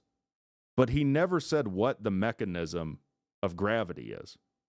Like with electricity, this is the flow of electrons. That's the mechanism. What is the mechanism by which gravity works? Newton got away without ever answering that. Einstein said there is no gravity. Sounding like a flat earther, isn't he? Einstein said there is no gravity. It is the bending of space-time, which is hard to visualize in 3 dimensions. You can't really visualize it in 3 dimensions. That's where you throw tensors and stuff in. So once you compress a mass inside it's called Schwarzschild radius. Then you get warping of space-time so extreme, now light can't escape. And there's misnomers about this. Like black holes suck stuff in. Black holes don't suck stuff in the same way that if you're in a big pit that's like a bowl, you're not sucked to the bottom of it. It's the curvature of the terrain around you. In fact, there's a spot called the photon sphere just outside the Schwarzschild radius that photons orbit. Now, photons are massless. So if you were able to survive and be in this photon sphere, you would look forward and see the back of your head. Now, you have this Schwarzschild radius event horizon. This is the point that you get erased from the universe. I'm not just saying you get erased from the timeline of the universe. It appears, this is an ongoing question in physics, that all information is lost. So as you approach the event horizon, your clock stops, you get redshifted, and you just stop. No one would ever see you cross the event horizon. You're now barred from the rest of the universe. Now you might not be able to tell that anything weird even happened if the black hole was big enough. And you would get ripped into a stream of particles, and it would be bad. But no, what happens inside this? What happens inside this event horizon? What you would probably see the entire future of the universe in fast forward. Because once you cross this event horizon, your space-like coordinates and your time-like coordinates swap places. So it's not that you can't escape because you're getting pulled in. It's that radially inward is the only available direction you have. No matter how you orient yourself, once you get inside this event horizon, every direction points toward the singularity, which is another word for we don't know. You have a finite amount of mass in zero volume, which implies infinite density. And then you go into, are there ways to get a naked singularity? Because to bring this full circle, and then we'll get out of here. As far as how you define a black hole and particle, there is no difference. There's no difference in what it takes to define a black hole and an electron. It takes three numbers. You need mass, which I think for an electron is like 9.11 times 10 to the minus 31st kilograms. So you need mass, you need charge, and you need spin. So an electron is either spin up or spin down. That's the only three things you need to define a particle. It's also the only three things you need to define a black hole. It has a mass, it has a spin, it has a charge. Isn't Jeff Collins' brain a naked singularity? I mean, that would imply there's a lot of stuff in it because it would be infinitely dense. What would in the universe, he would be more like a supernova, just an explosion of destruction that perpetrates throughout whatever area it's in, and its shittiness outshines the entire galaxy, much like he outshined the entire conference with his shittiness. So you can conceive of ways. What if you spun like a black hole beyond, there is a limit, or you added enough charge? Or, well, you can't add more mass. It just gets bigger. You just get a bigger black hole if you add more mass. Even if you put like antimatter in it. And this is also where the universe conspires. As the thing becomes more positively charged, you can't throw more positively charged particles in it because the repulsion force won't allow it.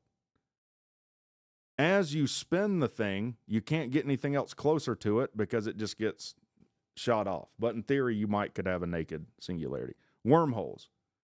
Wormholes are a similar thing. So both black holes and Eisen-Rosen bridges are specific solutions to the Einstein field equations. Let me see if I can find the Einstein field equations to show you. And then I'll try and explain what I know of them. I could not derive these for you. I can derive the time dilation equations, though, in special relativity. You don't even need calculus for that.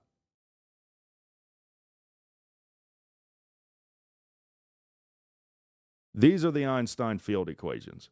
So these, let's zoom in. These are tensors. You have the Einstein tensor. I believe, which one of these is the Ricci curvature tensor? So you have the stress energy tensor, and they have two indices, which insinuates the rank of these tensors. I think one of these is also called the Ricci curvature tensor. Okay, that's in this one. That's R.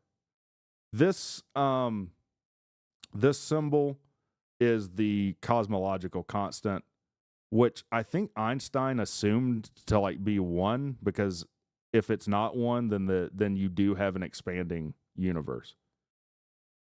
Either way, this thing has like 40 equations embedded in it.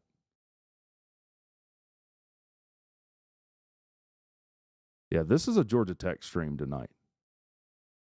So yeah, here's some of them fleshed out. Here's a Christoffel symbol.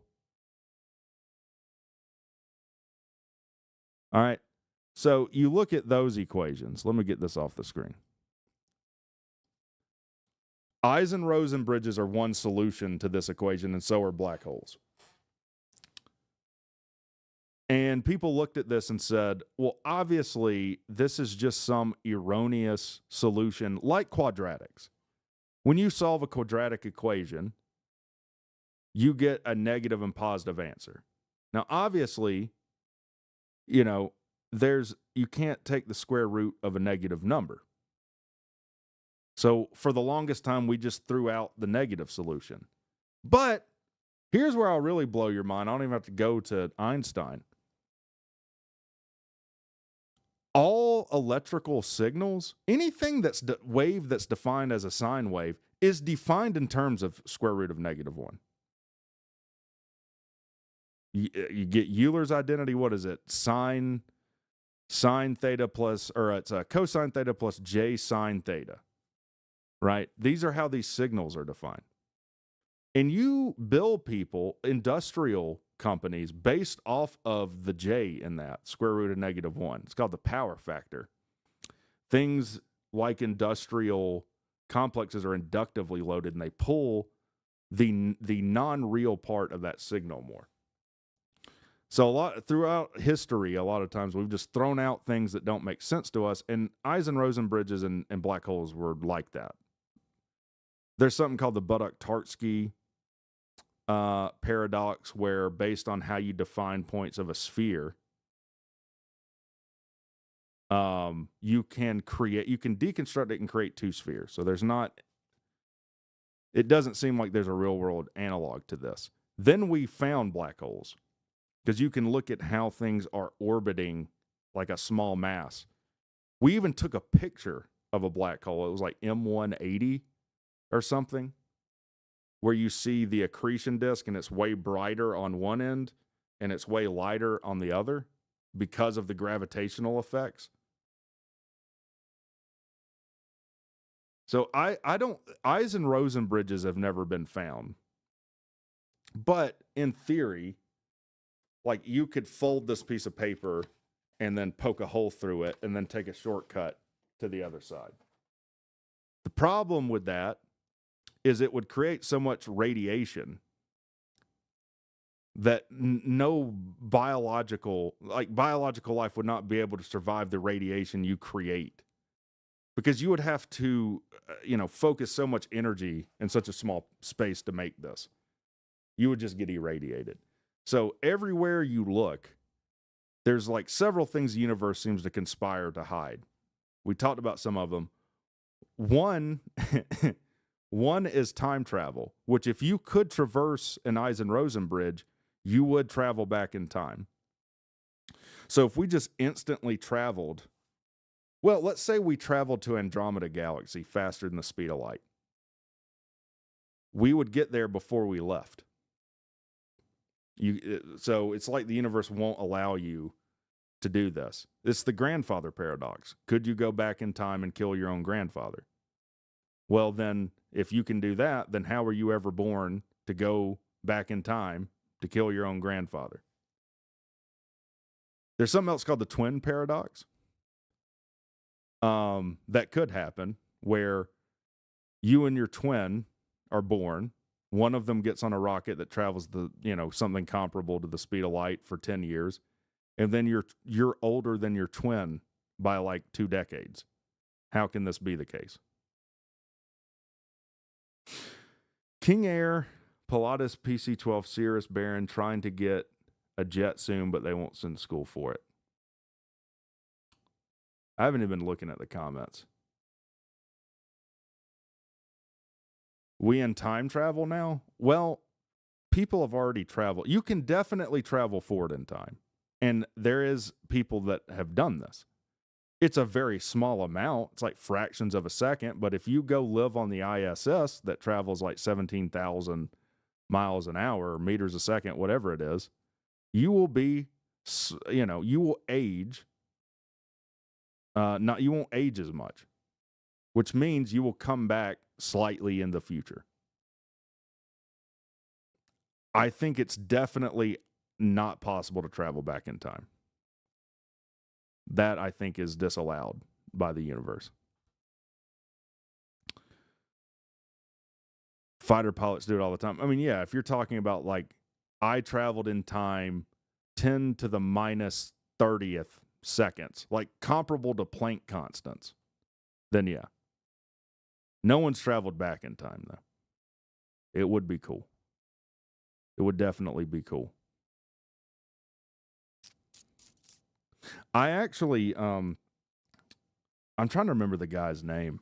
I emailed this guy at the University of Nottingham when I was at Tech. He won a Fields Medal in physics for string theory. And I was like, hey, I really want to learn about general relativity. I'm having trouble. Do you have any resources? And he said, well, he called me by Doctor and my last name. So Dr. Reck, I would suggest you talk to Leonard Susskind, who's at Stanford, who came up with holographic theory, which is like that all the information in a black hole is embedded in a hologram, and possibly we're all living in a hologram.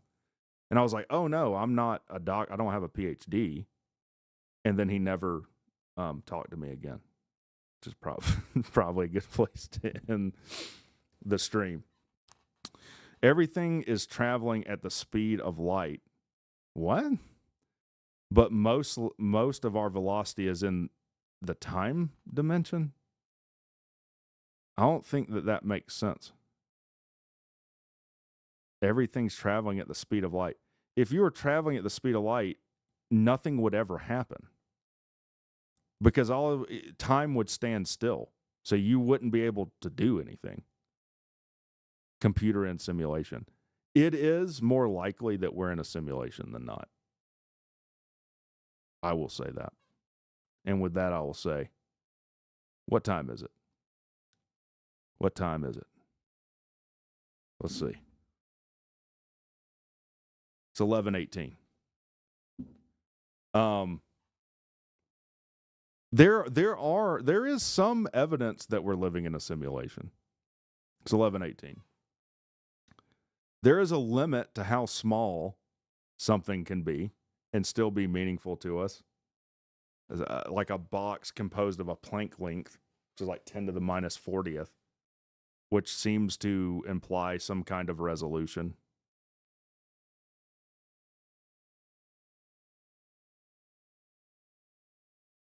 $285 aside, there were IO 520 credentials. I don't know what's going on right now. This is like a Joe Rogan stream, except I'm not high. and I'm not Brian Cox. Or who's that other guy, Michio Kaku? Can I tell you guys a secret too? I think Neil deGrasse Tyson is not super smart. In other words, I don't really care for Neil deGrasse Tyson. I get that he met Carl Sagan and he had some special moment with Carl Sagan. Look at what the guy's published. Not that impressive. Not that impressive. Not Neil deGrasse Tyson, definitely a big shit bag. He's the actually guy. Actually, yeah, I don't care for Neil deGrasse Tyson. If you want a physicist that's actually contributed to the field that knows what he's talking about, look up Lawrence Krauss. Lawrence Krauss, even Brian Cox. Brian Cox has done good research. Basically, if you can derive like the what are the ones in quantum mechanics? Like the Heisenberg equations. What are they called? Now I'm saying this, I can't even remember what they are. It's not Heisenberg equations. Schrodinger's equations. If you're going to talk big brain physics and you can't derive Schrodinger's equations, I'm not impressed. Sheldon Cooper, yes, he's better. There was a girl on that show that is a neuroscientist, though. Brian Cox is great. I hate how a lot of those guys get like labeled pretentious because a lot of them will call out junk science, like with Deepak Chopra. Like, quantum mechanics is weird, so I get to shoehorn in woo-woo stuff. And you end up coming away with the conclusion of, or like the response of, I know what all those words mean individually, but when you put them in a sentence, it doesn't say what you think it does. Again, if it's scientific, it must be falsifiable. Must be falsifiable. That has nothing to say about whether the thing is true or not. It just means it's not scientific. There are plenty of things that are unfalsifiable, by the way. And there's a reason that we don't concern ourselves with expending science on it. The theory that a leprechaun appears behind me and disappears whenever it's observed. So if my camera's looking at it, if you look at it, if I turn around and look at it, it disappears. This is not falsifiable, but is also batshit. This is why we draw a line. Does Tech still recommend that aerospace guys get their private pilot with Georgia Tech Flying Club? I talked to the Georgia Tech Flying Club when I was there because I do have an interest in aviation. And I was like, how much is it to get your pilot's license? I got a kid on the way. They have the oldest flying club of any school. The Epic is America made. What? Who else in science do I respect?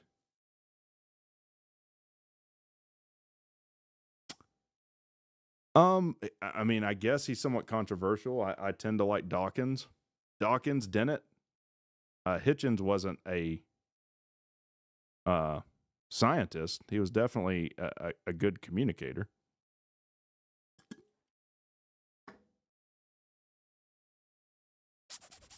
Lawrence Krauss is a good one, though.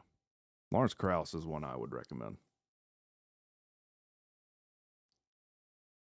All right, we're going to get out of here, guys. I'm going to get some sleep so I can be well rested for the game. I appreciate y'all.